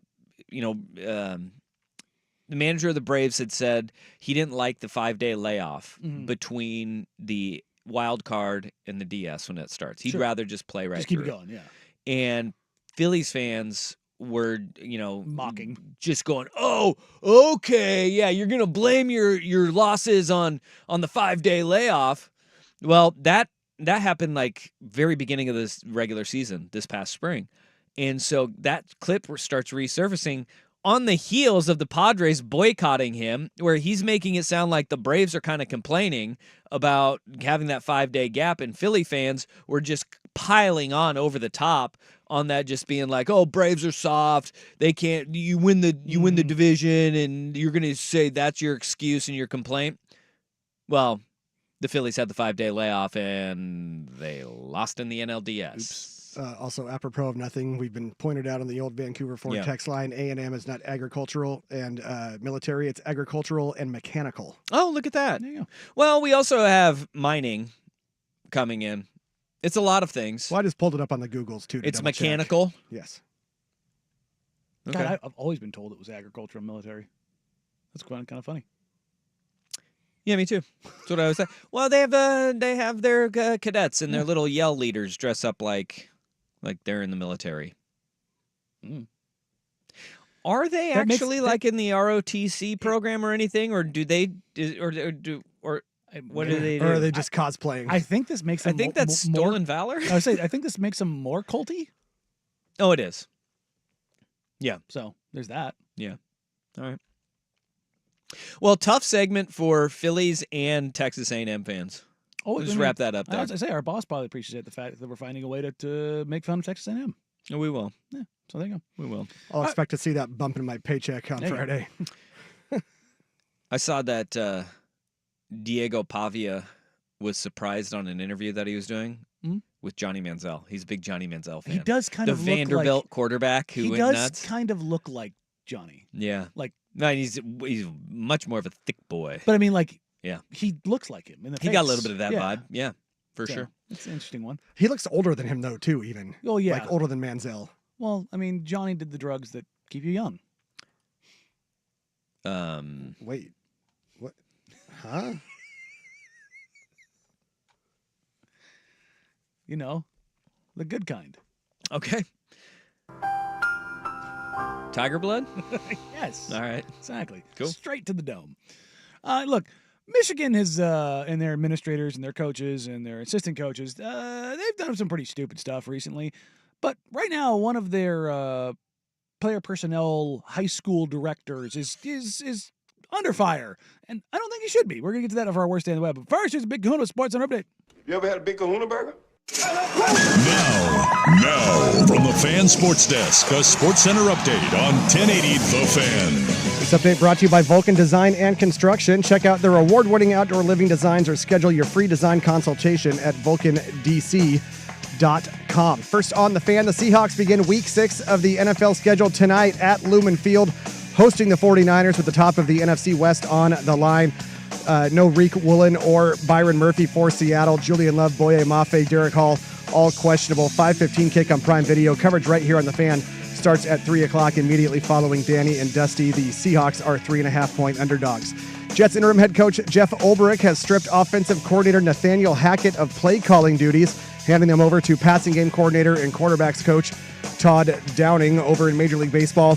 Both ALDS series in action today. First in Detroit, the Tigers looking to put away the Guardians. Tanner Bybee for Cleveland, Reese Olson for Detroit. 3:08 first pitch on TNT and Max. Then at 5:08 on TBS and Max from Kansas City, the Royals trying to extend the series to a fifth game. Garrett Cole for New York opposite Michael Wacha. Coverage of both games on 910 ESPN Portland starts at 2:30. More sports scores and stories in 30 minutes. I'm Jeff Rust at the Fan Sports Desk. Listen live or on demand on the Odyssey app, the Fan's desktop player, or tell your smart speaker to play 1080 The Fan. Got a smart speaker? It's The Fan in your office and every room of your home. Tell your smart speaker to play 1080 The Fan.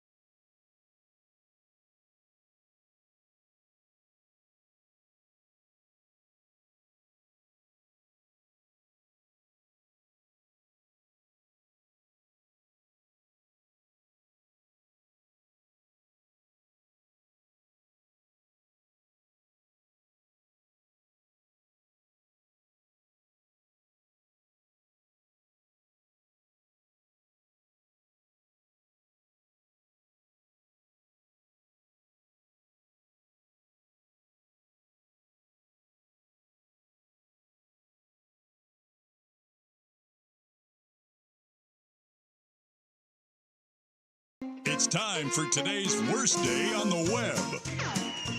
With Danny and Dusty on Odyssey and 1080 The Fan. Man, that sucks!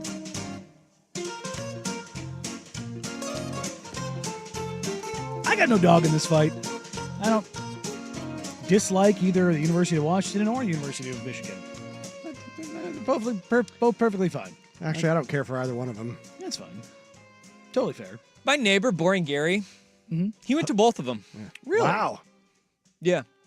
He went... Graduate from both? Yeah. He went to University of Washington for undergrad and got his master's at Michigan. You'd think it would go the other way around. Yeah. No, he's an engineering bro. Okay. And my wife sent my son over to their house to get some flour because they were baking. And he said, I'm not giving you the flour until you say, go dogs. And my son refused at first. Attaboy! and Gary wasn't going to give him the flour, so he finally said under his breath, go dogs. And then he got the flour and he goes, didn't mean it, and ran back over to our house.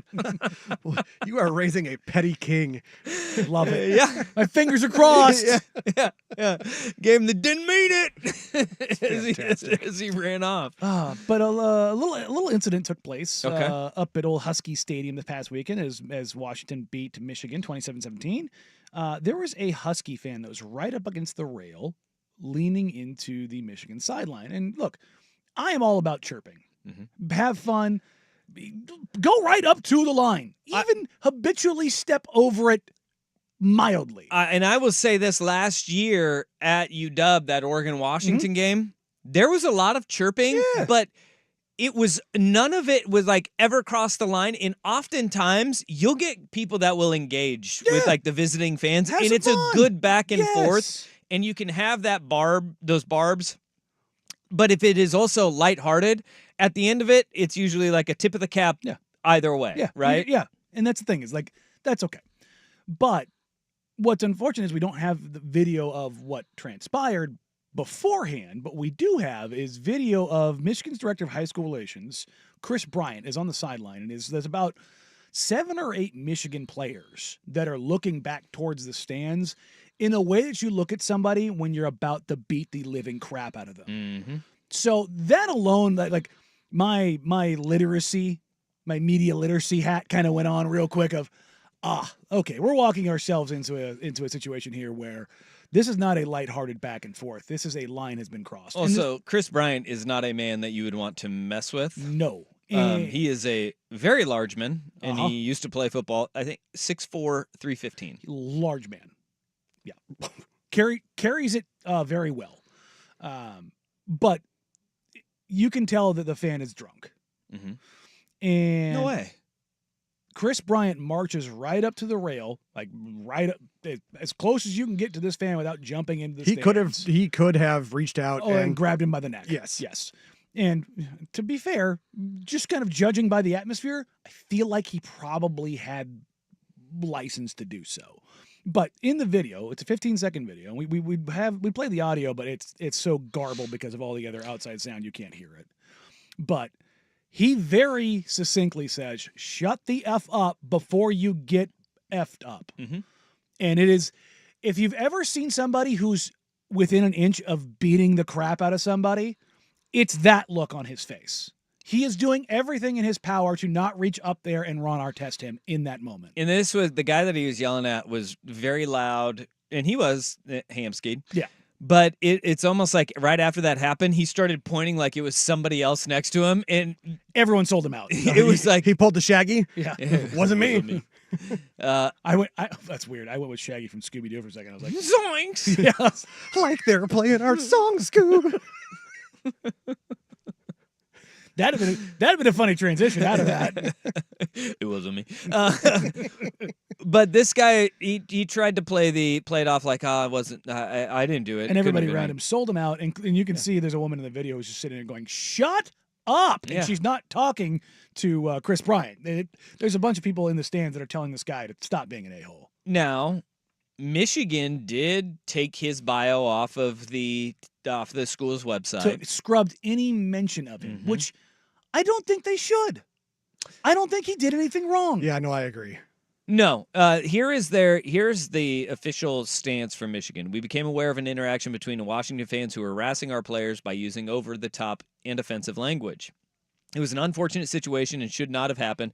Our staff members should have asked the stadium staff to handle the matter rather than act in an emotional manner with which he did at the time. This is disappointing, and we will handle the matter internally as a program. I feel like the situation's been handled. I think it has too. The situation's been, oh, you shouldn't go do that.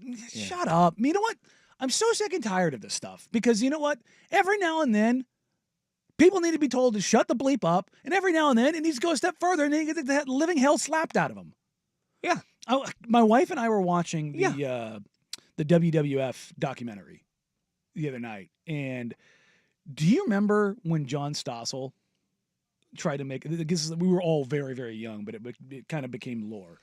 John Stossel was doing a report, and he kind of went Jim Rome on one of the wrestlers. Like, he went instigate. And he kept calling wrestling fake.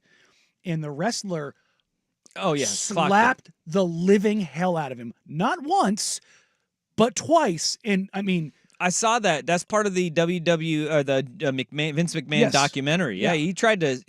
WWF almost went under because of that lawsuit. But it was a unifying force for all of the wrestlers. Like, it was because, look, yes, it's fake and scripted, but also like the idea that these guys weren't getting the hell beat out of them was insane. Yeah, did you see Bill Burr was there? Yes, Bill Burr mentions this guy being an a-hole. Yeah, well, see, Bill Burr of all people. He was at, first of all, Bill Burr was at Washington, Michigan. He was in Tacoma for a show. Yeah. Well, Bill Burr is the guy who's going to be like, that guy was an idiot. Doesn't Bill Burr have a bit about athletes? Well, when we had Bill Burr on, didn't he talk about athletes and they should have one free pass to just kick somebody's ass? Yes. Well, see, the thing is about wrestling and calling it fake and scripted, and then also those wrestlers' bodies taking an extreme pounding throughout their careers. They're not mutually exclusive. No. Just because you call wrestling fake and scripted does not mean that they're not athletes and they don't go through a whole hell of a lot. But again, wow, Russ coming out of nowhere to keep defending wrestling. I know, that was quite the.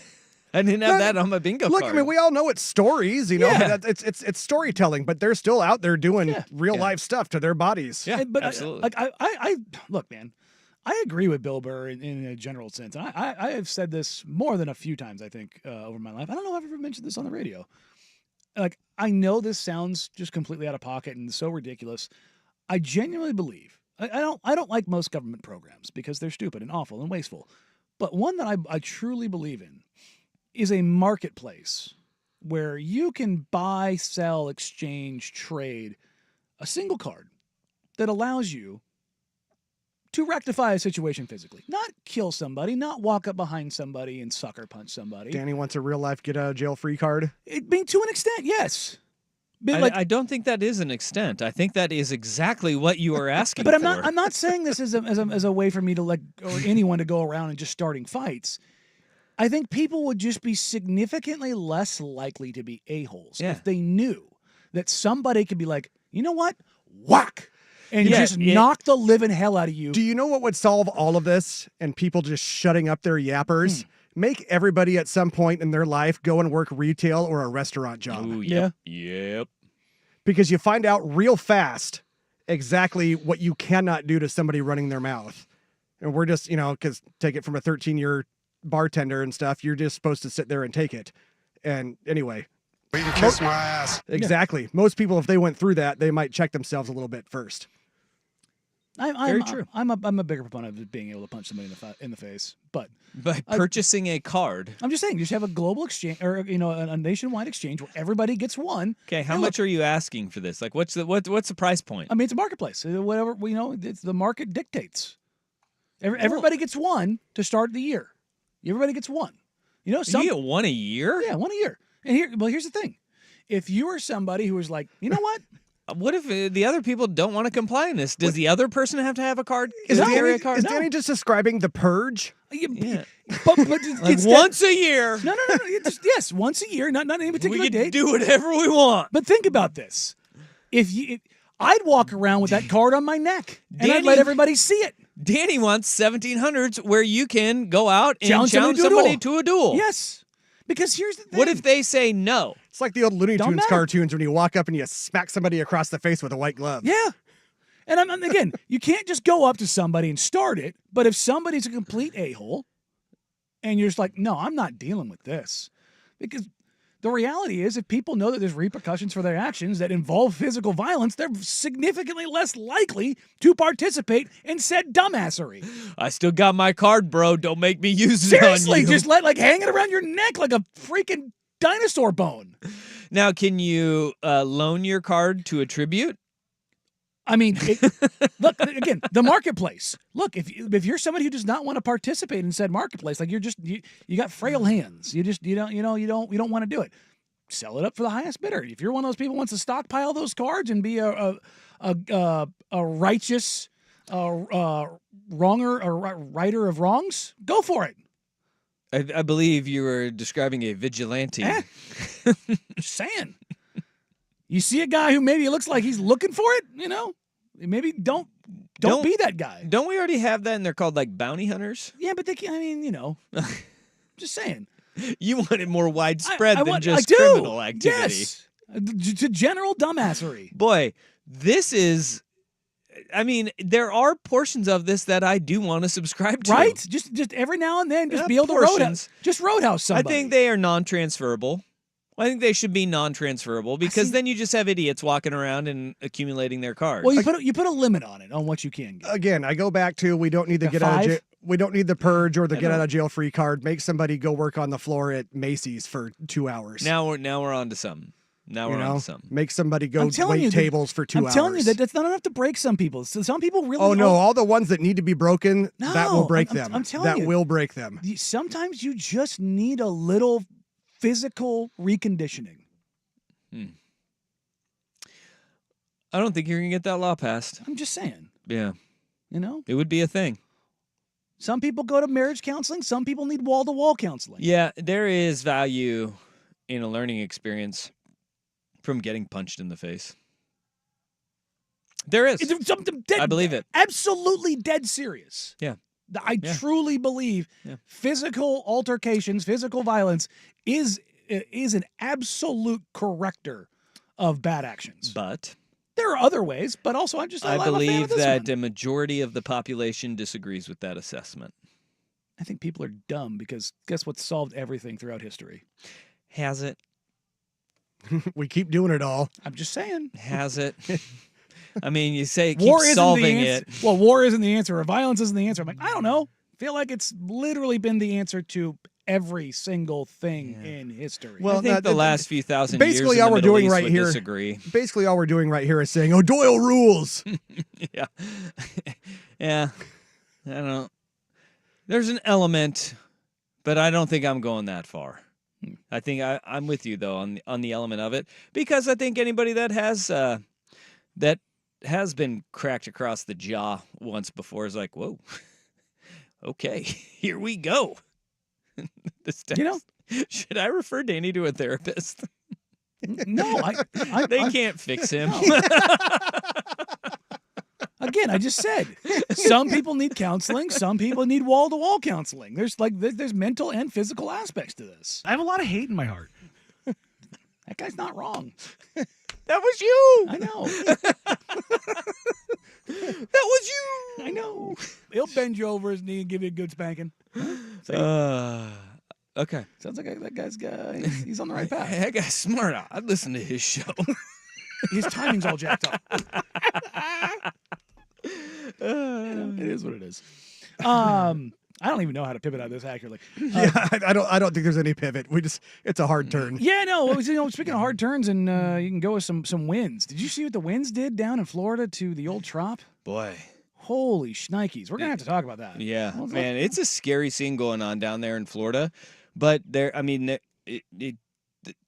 roof is gone. Yeah, we'll dive into that here next on Danny and Dusty, Danny the Fan.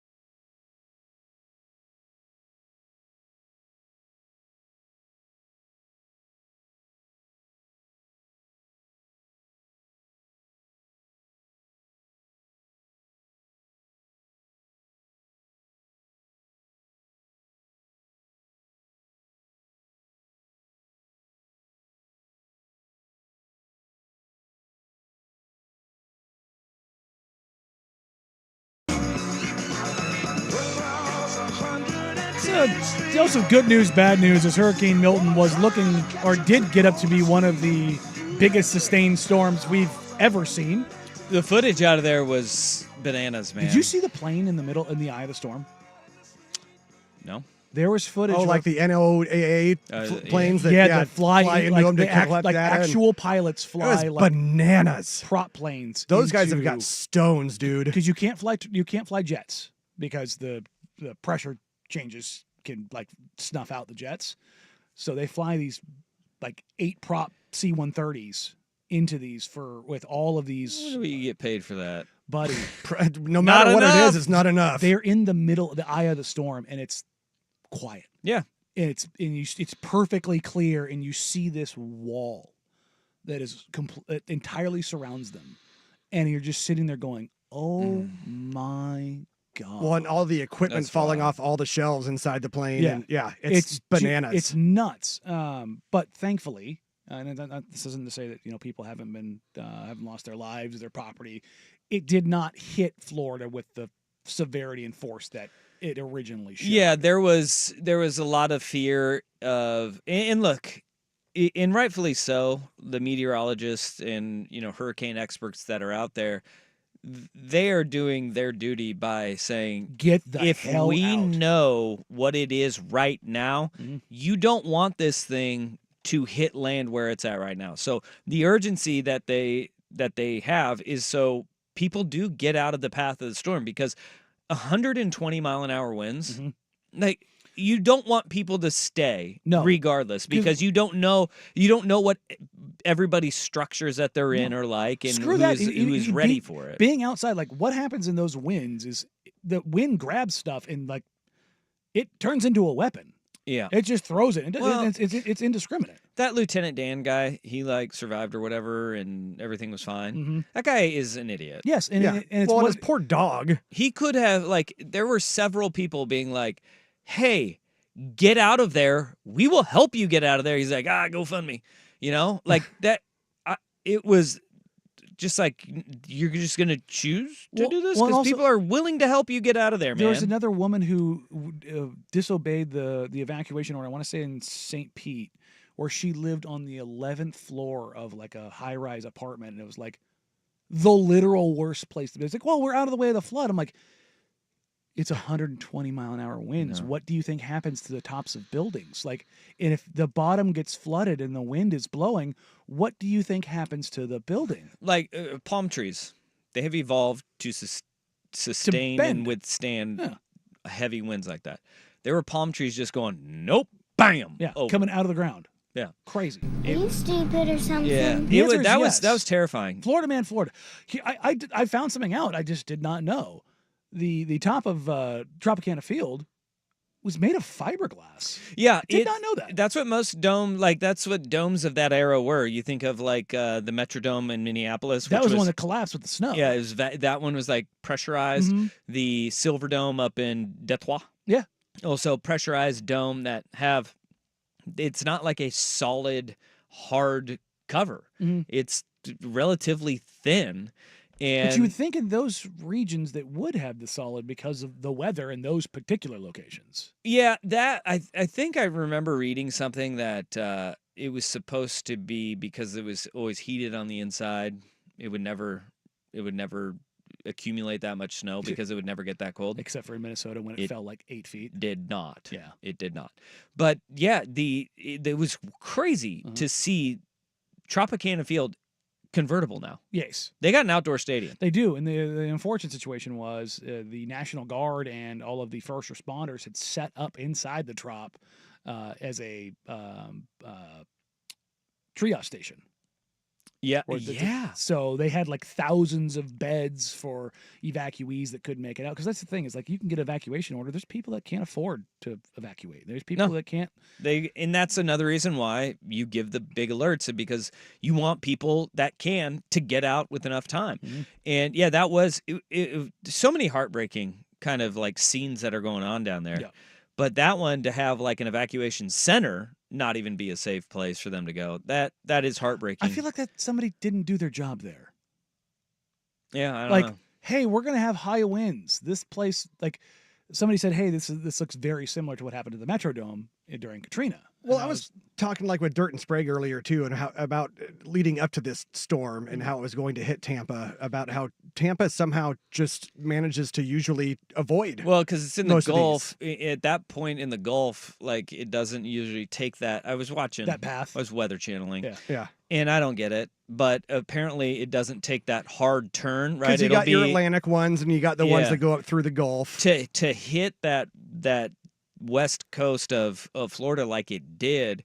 It's got to like have the perfect arc to come around Yeah. and gain that momentum. And just think of how bad it would have been if it stayed It at was. Category 5. I know. I think it 'cause went down to a 3. It went through, which again, still nuts, not great. Yeah. But on Vancouver text line, don't forget about coconuts being pulled off the tree and thrown around like cannonballs. That's right. Yeah, like again, like the most terrifying lime and the coconut. driving experience I've ever had. I was driving through the gorge with 100-mile-an-hour winds picked up, and I was driving. I swear to God, my wheels turned at 45 degrees because the wind was pushing my car, and Yikes. everything in my body was just telling me, "Get the hell out of here! Get the hell out of here! Get the hell out of here! Get the hell out of here!" Because the last thing I wanted to do was try to pull over. Don't stop. And have some semi truck turn into a kite Mhm. and like push me into the river. Brutal. This is the Tropicana thing though, like as sports related. Mm-hmm. You're not fixing that before next baseball season. I mean, there's no possible way you can you? No. I mean, And the like flip side of this is it's Florida, so they're building a new stadium. The stadium won't be done until 2028. Mm. They're like going to start like prepping the land this winter for the new stadium in St. Petersburg. Now it's like, do the Rays replace the A's in Oakland for a season? There's a stadium not being used in Oakland. Like, do they go up? Remember, there was that I guess idea. Montreal. I guess the worst problem is the sewage backup and the possums in the ceiling. Well, and the big earthquake coming. That would Well, be the that too. Rays' luck. Like they go, like we'll play in Oakland for a year, and then it's. And you know what? What would be the greatest thing? 1989 all over again. They go to Oakland, and because it's not John J. Fisher, because it's a different franchise that has their incompetence, but if the fans of Oakland sold that place out for every damn home game, that would be electric. And I would love every single piece of it because that would just tell Major League Baseball it wasn't baseball in Oakland. Yeah. It was the ownership of the Oakland A's that did it. If I'm Rob Manfred, I'm saying let's go try to put him in Oakland. I wouldn't Start the petition. I wouldn't do the Montreal thing because and look, they're going to try to get that place ready to rock and roll and hopefully get new fiberglass roof on that bad boy. It's But a lot. good luck. And who knows the structural damage that happened when all that stuff was ripped off. But I wouldn't move him up to Montreal because remember, there was that idea that, remember their ownership said, what if we played half our season in Montreal and half our season in Tampa? Build us a new stadium, please. Very dumb. No, But it be worked dumb. for them. No, put them in the Bay Area. Move them to Oakland for a year. Put them in the A. Yeah. I like it. Yeah. A's, Rays. It'd be really easy for fans to just kind of sell it. Just put an R in front of all your A's gear, and you got Rays gear. or at least Raws. I don't care. No, I don't care about the AYS. I don't care about that because it goes A's to Rays. Just put an R in front of it and be like, we're Rays fans now. Did you see recently You don't one need a of, Y. one of Just the new wedge that hats that they Y. put out for the A's where it had kind of the staggered logos? And Oh, the it looks way like it that says they were, ass? it looks like, yeah, the way they had them staggered, it looks like it says ass. Yeah, my favorite is when I actually don't like it because of where they sit in the standings. But if you go, if you take all the hats of the American League West, you can spell ass hat.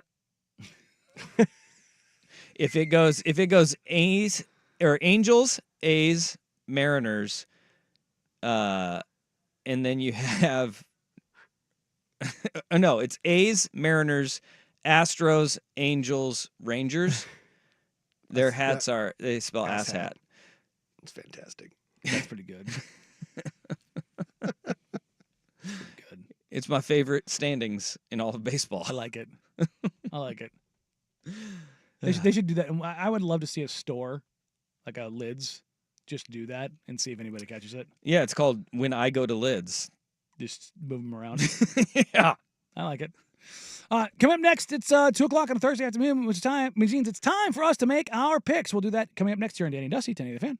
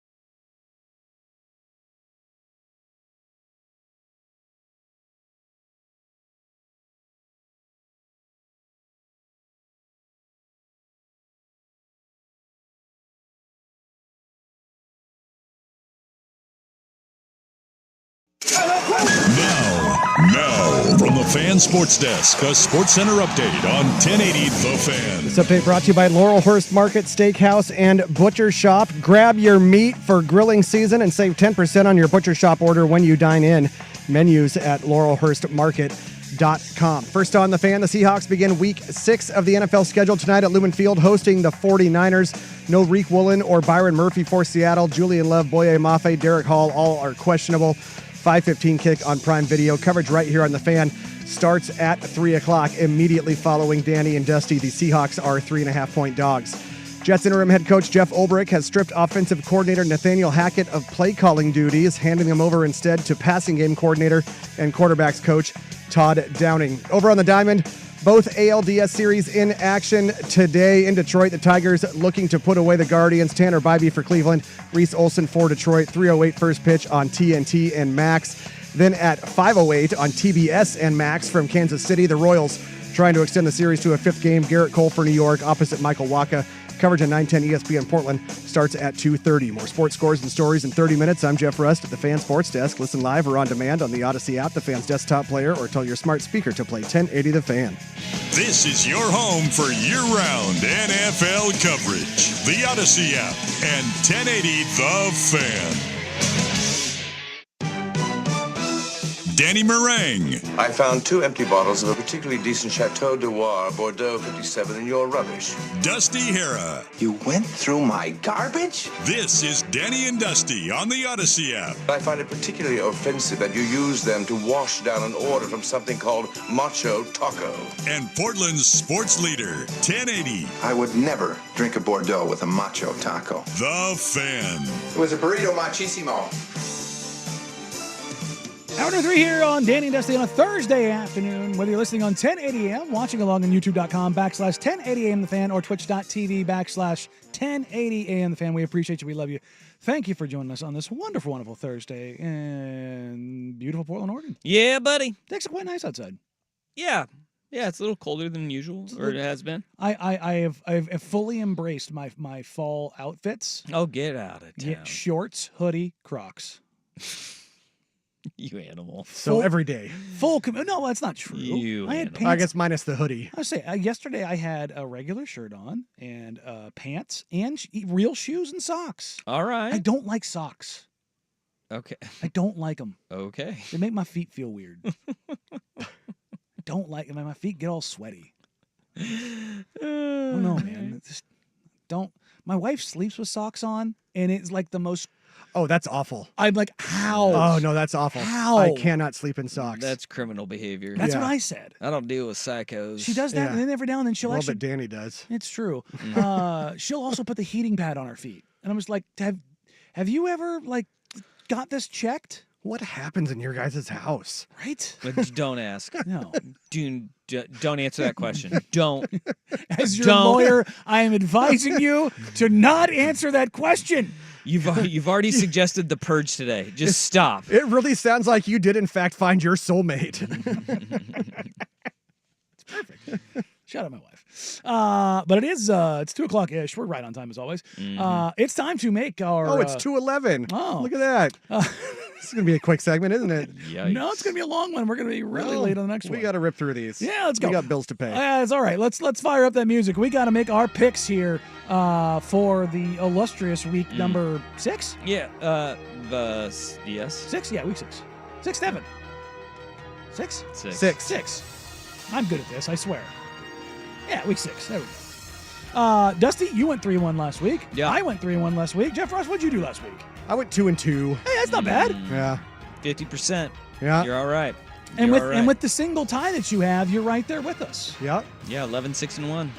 So you just One up in the loss column, bud. Yeah, I kissed my sister twice. Wow. Not once, but twice. That's ties, dude. That's tough. Yeah. Yikes. That's where this drop came from. Yep. This segment. Yep. Right here. Was it really? Right Oh, here. wow. It's tough.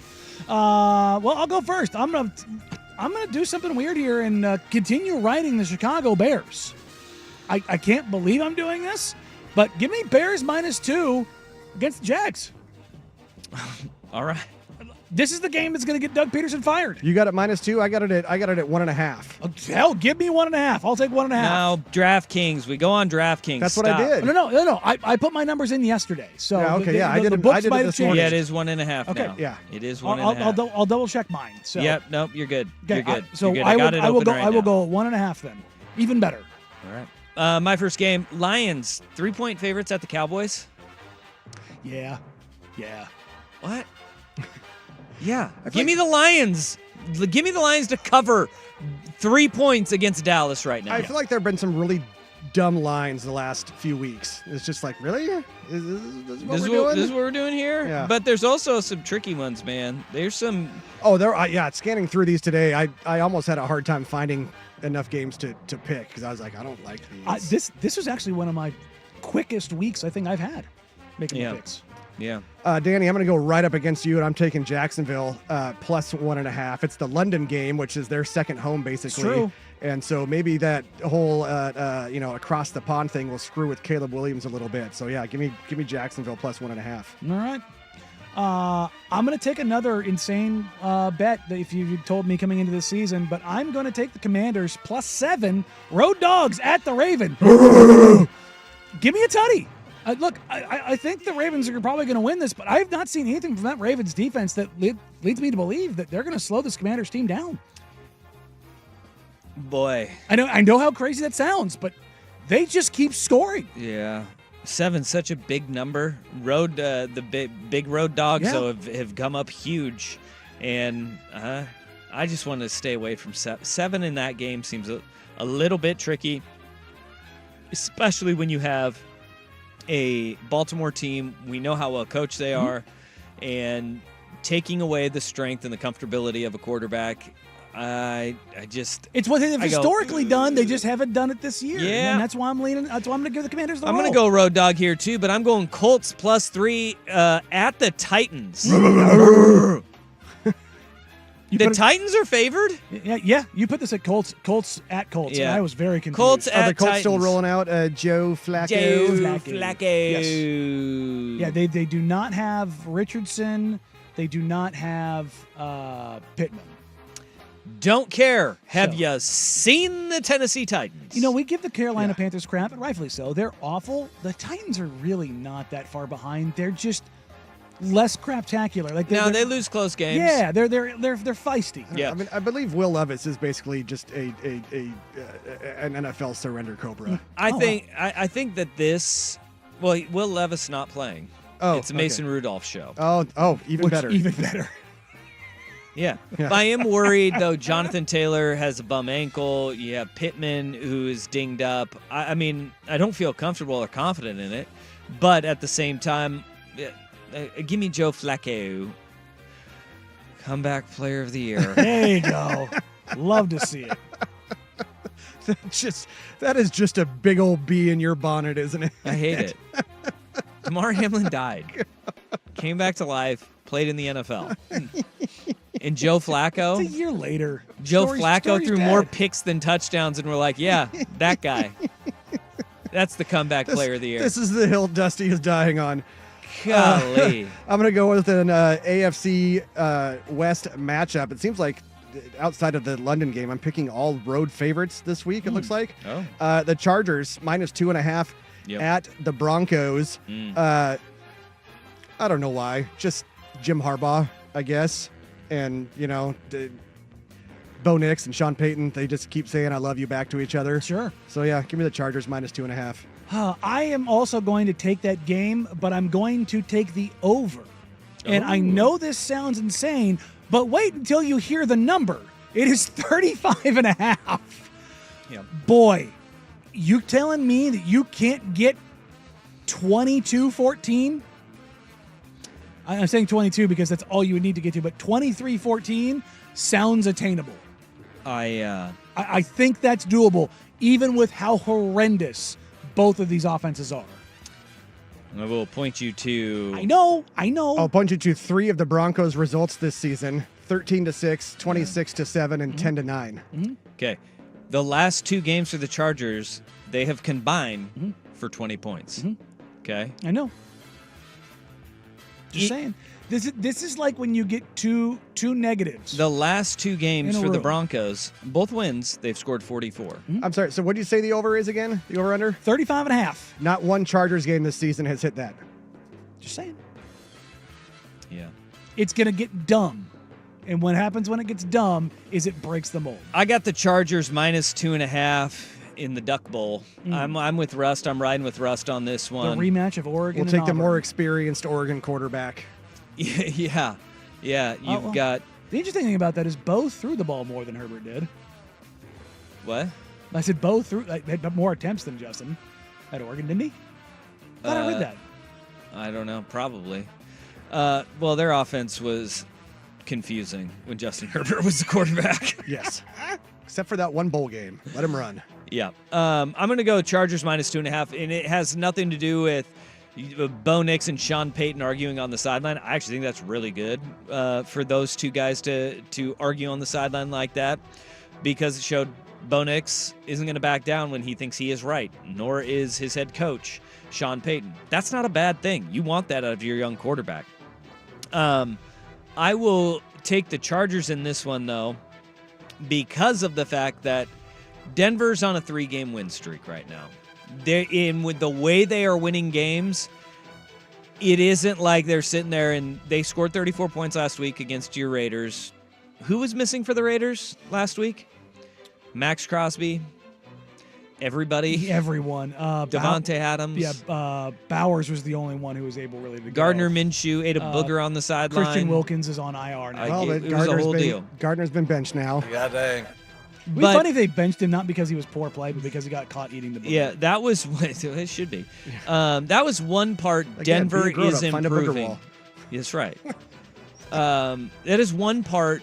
Denver is progressing, but I think that was more of an indictment on where the Raiders are at right now, especially if after Antonio Pierce did the, we got guys making business decisions, then they lay an egg like that. That's no bueno for the Raiders.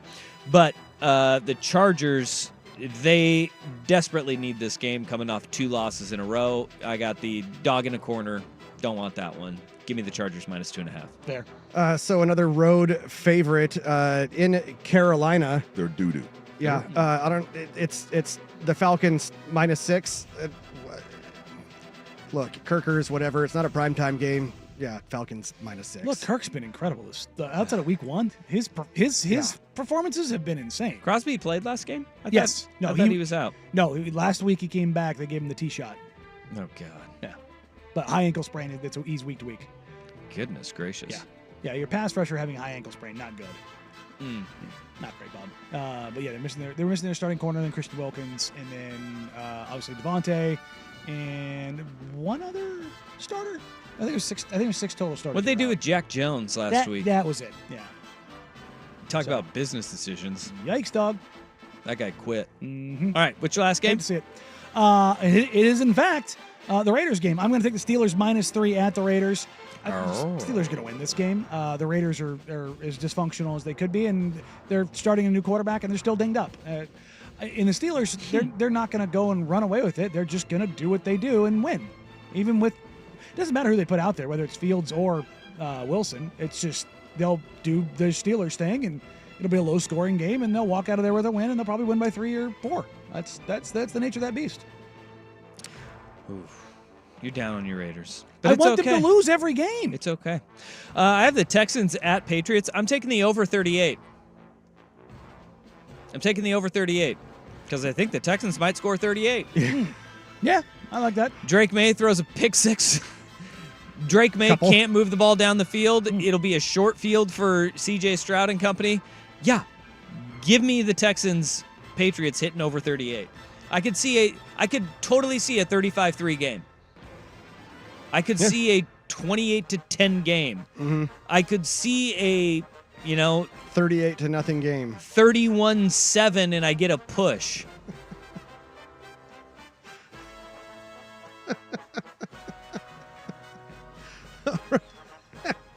I'm gonna go to Monday night at MetLife Stadium. I hate football. The Jets are a effing disaster, and meanwhile, I realize the Bills have not been spectacular as of late, but -2.5. Yes, I'll take the Bills -2.5, please. Yeah, it feels like a bounce back for them. Yeah, I like where your head's at. All right, so that's it, ladies and gentlemen. Our picks for this week: Stone Cold Lead Pie Blocks, which you can catch every week Thursday at 2:00. Coming up next, we'll revisit a story that Dusty teased a little bit earlier. Kind of the birth, the phoenix rising from the proverbial ashes. That is Jeremiah Smith in the Ohio State Buckeyes. Danny and Dusty, Tinny the Fan.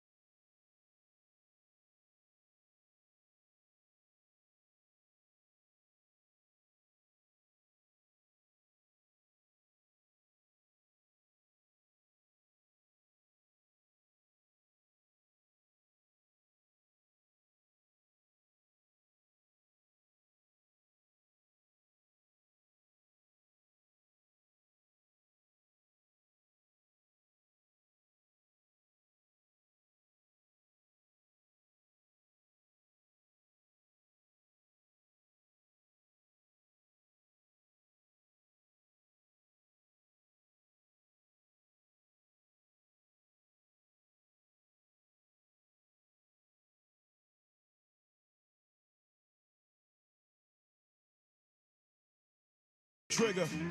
My mother's always stressing I ain't living right. But I ain't going out. We all know the legend of Michael Jordan cut from his high school basketball team, and that's what started the myth that actually turned out not to be true. Yeah. But following in those A footsteps, freshman was forced to play JV. and not on varsity. Yeah, makes a cool story though. But it does make Yeah, a it cool does. story. The same thing has happened to a young Jeremiah Smith, the Ohio State wide receiver, who, when he was a kid, got clipped, got cut off of a kindergarten team. No, he was 7, so that would put him in 2nd grade. Bruce Feldman has a really good profile up on kind of what made Jeremiah Smith into truly the monster that he is right now. And some people are just kind of wired differently. In this article, you can see Jeremiah Smith has always been wired a little bit differently.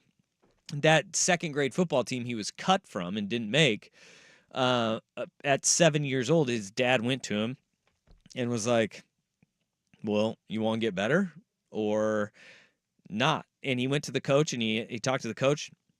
Coach was like a friend of his, and he said, hey, I didn't know it was your kid. Tell him to come back. We'll do it. We'll put him on the team. And his dad was like, no, this will be good for him.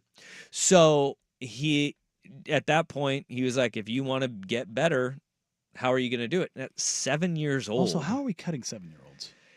Dude, little kids football This is weird. something. Like, it's if your child plays football young, that's more power to you. That's your thing. I grew up around the game of football. I coach high school football. I love the game of football. My kid's not playing tackle football till he's in 6th grade. Yeah. At least. I mean, that's where I am at. Because like my kid's not a lineman. Like he's not going to be afraid of contact. Like whatever. 7-year-old football, you learn more bad habits than good habits. Sure. That is, as a coach, as somebody who grew up around it, at 7, 8 years old, you learn more bad habits than good. Full stop. That is where I stand on it. But he was cut from a 7-year-old football. I mean, I have a former teammate that moved to Florida because of youth football when his kids are that young. I don't judge him. I don't think anything different of him. Just not how I'm going to do it. But in South Florida especially, that little kid football, like they're running books on those games. They got point spreads. It is a real deal. So he was cut from 7-year-old football, and it's something that still resonates with him. And he said that, from, Well, it wasn't that long ago. yeah, I know, 11 years ago, he like remembers that, and that kind of started to fuel him. And this goes to some people are just different. And Jeremiah Smith is one of those guys. He's just different. He's wired differently. Genetically, he is completely different. And like I think this is one of the interesting parts of the article is that they mention he is the cousin of Geno Smith. He has an older brother that played college football. He has an uncle that was a ACC champion in the hurdles and has a Bahamas Olympic sprinter in his family. There's some genetics at play. He was touched by the hand of God like his entire family was. Yes. Like his body, his traits, his attributes are just different. But the wiring between the ears is what really sticks out to me in this, because he's using that 7-year-old football slight to kind of still fuel him. And that's like goes back to the Tim Grover, Michael Jordan's legendary trainer, right? Where he calls them cleaners. Those guys that their work ethic, their ability to turn a slight into a motivating factor and use that as fuel, there's very few of them in the world. And you're kind of, the way that Bruce Feldman kind of outlines this young man is just that. And he's a grinder, he is a worker, and I'll be damned, he is so fun to watch. He is really, really fun to watch. It's one of those things where you pray to God that you've got Jabbar Muhammad on his side of the field all game long. That's going to be interesting.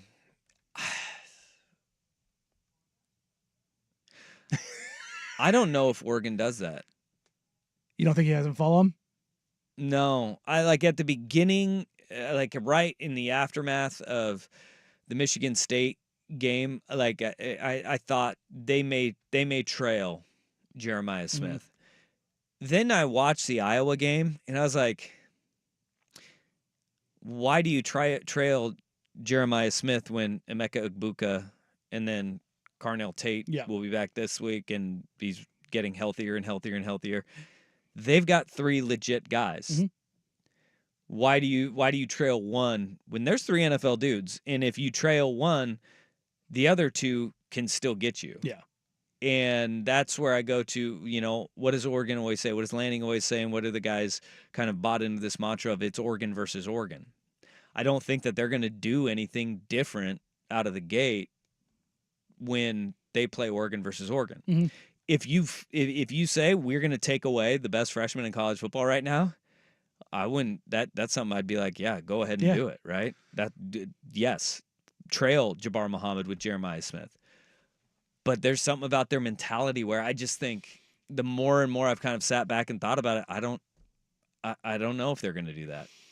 If it happens, it's more of a second half adjustment as opposed to coming out with it. Yeah, if one of those guys is going off, getting loose, yeah. Then, but and again, I think it could be one of those guys is going off, not necessarily not the all freshman. of them getting yeah. It could be Egbuka, it could be Tate.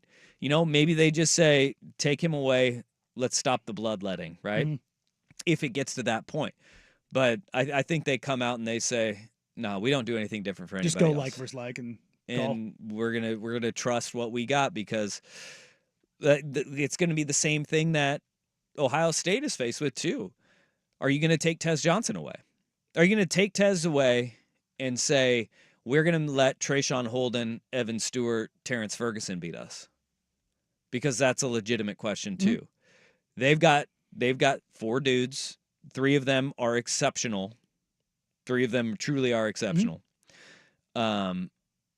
But Oregon has got weapons too. Are they as top end good as the 3 that Ohio State has? No, because when you look at Smith, Egbuka, and Tate, those 3 guys are supremely talented. They're no doubt NFL guys.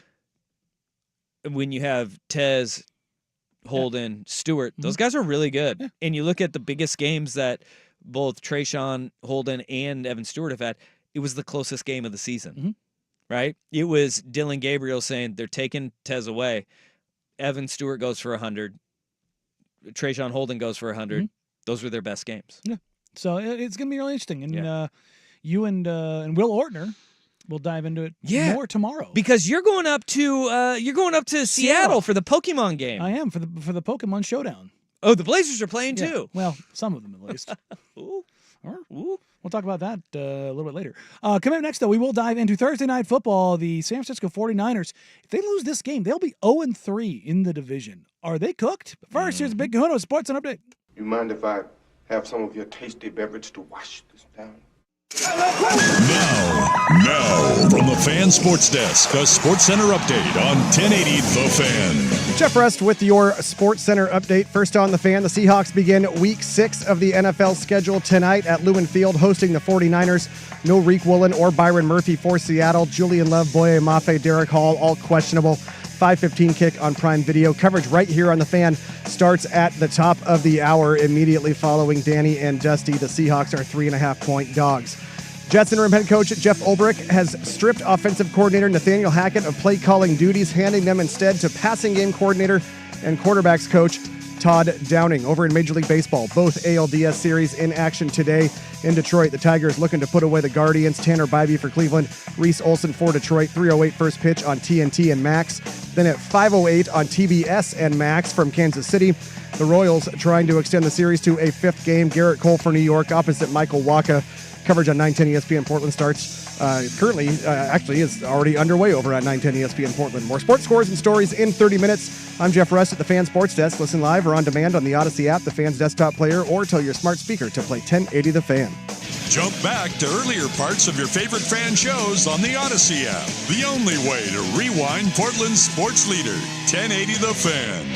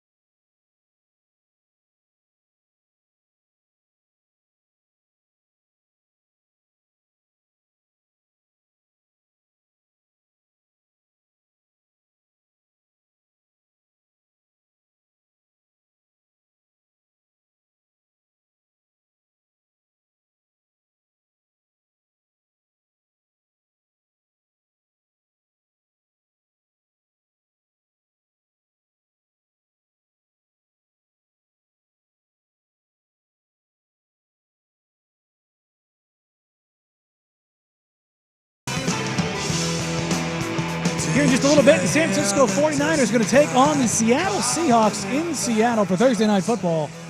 And they are up against it at 2-3 and 0-2 in the NFC West. If the San Francisco 49ers drop tonight's game to the Seattle Seahawks, they will fall to 0-3 in the division, and they might just be stuck chasing a wild card at Week 6. Spin Zone, they're 2-0 in AFC East play. With wins over the Jets and the Patriots. Woo, doggies. Shout out them for getting lucky on that draw. Yeah, you look at this, and it's weird to say Week 6 that you're starting to warm up that, all right, can this unstoppable force the last few years be able to pull a rabbit out of its hat and get this thing back on the rails? And I think the big point is what you just said right there, in that you can afford early in the year, when you are a supremely talented team, to have some growing pains, withstand some injuries, and grow. it is the NFL season broken up into quarters, but it is a marathon, and it is how you finish in that surge that you make. But when you start 0-3 in the division, that is one that's a big hill to climb, because that means you are halfway done with your divisional play. Mm-hmm. And you've got to be perfect in the back end of that. You add on top of that your losses in this season, not just in division, but to an NFC opponent that is going to be vying for a division championship or a wild card spot right alongside you in the Minnesota Vikings. Yeah, the 49ers are 0-3 in the conference. That is where you go, all right, not all these losses are created equal. No. And so it does amplify this matchup with the Seahawks. Not only are you going on the road and you have to go up to Seattle, which will be a raucous environment, but what's looming down the road? You've got 10 days until you take on the Kansas City Chiefs. And that is a team, not only Super Bowl rematch where you want to get back at them, but that is a team that they have been working through their injuries. They have been working through their new additions to their roster. They have been trying to find a new number one on the outside, and they've done it in flying colors perfectly. 5-0 so far. You can't afford to have another setback because you're staring down the barrel of a 2-3 start. That could turn into a 2-5 start within the next 10 days. Mm-hmm. And that is a scary proposition. And that is, you're in the Bengals territory where you are reeling at that point. And you need everything. It's not like you could look at a 49ers roster and can't imagine it kind of coming together if they get mildly healthy. But if you're in that position this early, you look at it, if you get through week 7, you've got 10 weeks left of games, not including a bye. You got 10 weeks left. And you've got to go, what, 8-2 down the stretch? Yeah, but you can do it. You can do it. I mean, you can, but is that the road that you want to chase? No. Which means you can't hold guys out because you're trying to get ready for the playoffs, which the 49ers, they want to do. But if you're San Francisco, you look at it and you go, you're blowing double-digit leads, which in the NFL is insane. Just nuts. You get up to double think digits, about. you're supposed to walk out with a win immediately. And you're not closing the door. And their defense has been the problem. Yeah. It has not been their offense, even with Christian McCaffrey out. Your defense has got to be able to hold on to and sustain having a double-digit lead. And they just haven't been able to do that. This is going to be a big test tonight. And for Seattle, I mean, it's a huge one for them too, because you start the season 3-0. You feel really good about where you are in your footing. You're still leading the division right now, and you've lost two games, back-to-back games early in the year. You lose 3 in a row, all of a sudden, the NFC West is the upside down, and we're not quite sure how everything's going to sort out. So I'm excited for tonight because of the unknowns that we have, because of both of these teams. One, they just don't like each other and haven't for 15 years now, like really disliked each other for about 15 years. But it's also the magnitude of early season, and it's on a Thursday night. You're coming on a short week. It's got all the makings of an all-timer up in Seattle tonight, and Jason Swigard will be there. So that's another great reason to be excited about this game, is that we have Swag in attendance. I hope he takes his shirt off. It has a hawk painted on his chest, maybe. Make sure you enunciate that again. A hawk. There you go. Hawk, Seahawk, painted on his chest. I don't want to get in trouble. No. Yeah. No. We want to make sure Swag has the right thing painted on his chest. Indeed. We think. Yeah. And that's the thing. Hold on, everybody. With Swag in attendance, it's going to get weird. Oh, you hope so. Just going to get weird. You hope so. It's over. He's our good luck charm. He's our good. We think. All right, coming up next, we'll put a nice little bow on today's show before we hand it off. If that game ends like that. Oh, God. It's gonna. If this game ends on a review, if this game gets just completely sideways. It's like the Fail Mary. All of these drops are going to be coming back because he was in the building. Here's the situation. Is he a lucky rabbit's foot at that point, or the unlucky rabbit's foot? So lucky. The luckiest. The luckiest. And his magic Seahawk drawn on his chest. Yeah. Yes. Enunciate. Pronunciate. Yeah. Indeed. Indeed. All right, we'll get ready to hand you off here to some football coverage here when we get back. I'm here on Danny Dusty, 1080 The Fan. It's time for a Blazers report on the Fan. The inside story on the Portland Trailblazers. Brought to you by Aztec Willie's Taqueria. Portland Trailblazers will be taking on the will be in Seattle, taking on the Los Angeles Clippers. Almost at the Seattle Sonics. Were you just breaking news that the Bombers moving the Clippers back to Seattle? He's building the Intuit Dome and just going to leave it? Toilet Dome and out. Peace. But the Portland Trailblazers will be without, hold on, let me get my paper, Shaedon Sharpe, Robert Williams III, Denny Avdia. What? Probably Matisse Thybulle. What? And maybe some others, as it sounds like some guys are banged up from camp. So if you're heading up there... They know that they don't have to tank preseason, right? No, but they want to make sure that they're good to go. So, again, that game will be tomorrow at Climate Pledge Arena at 7 p.m. If you're up there, come say hi. I'll be up there. I didn't realize I was going up there to watch half the team, but that's what I'm going to do. So, this Trailblazers Report on the Fan is brought to you by Aztec Willie's Taqueria, the best place to go before and after games or any event. Check them out on the corner of Southeast 15th and Broadway or at aztecwillies.com.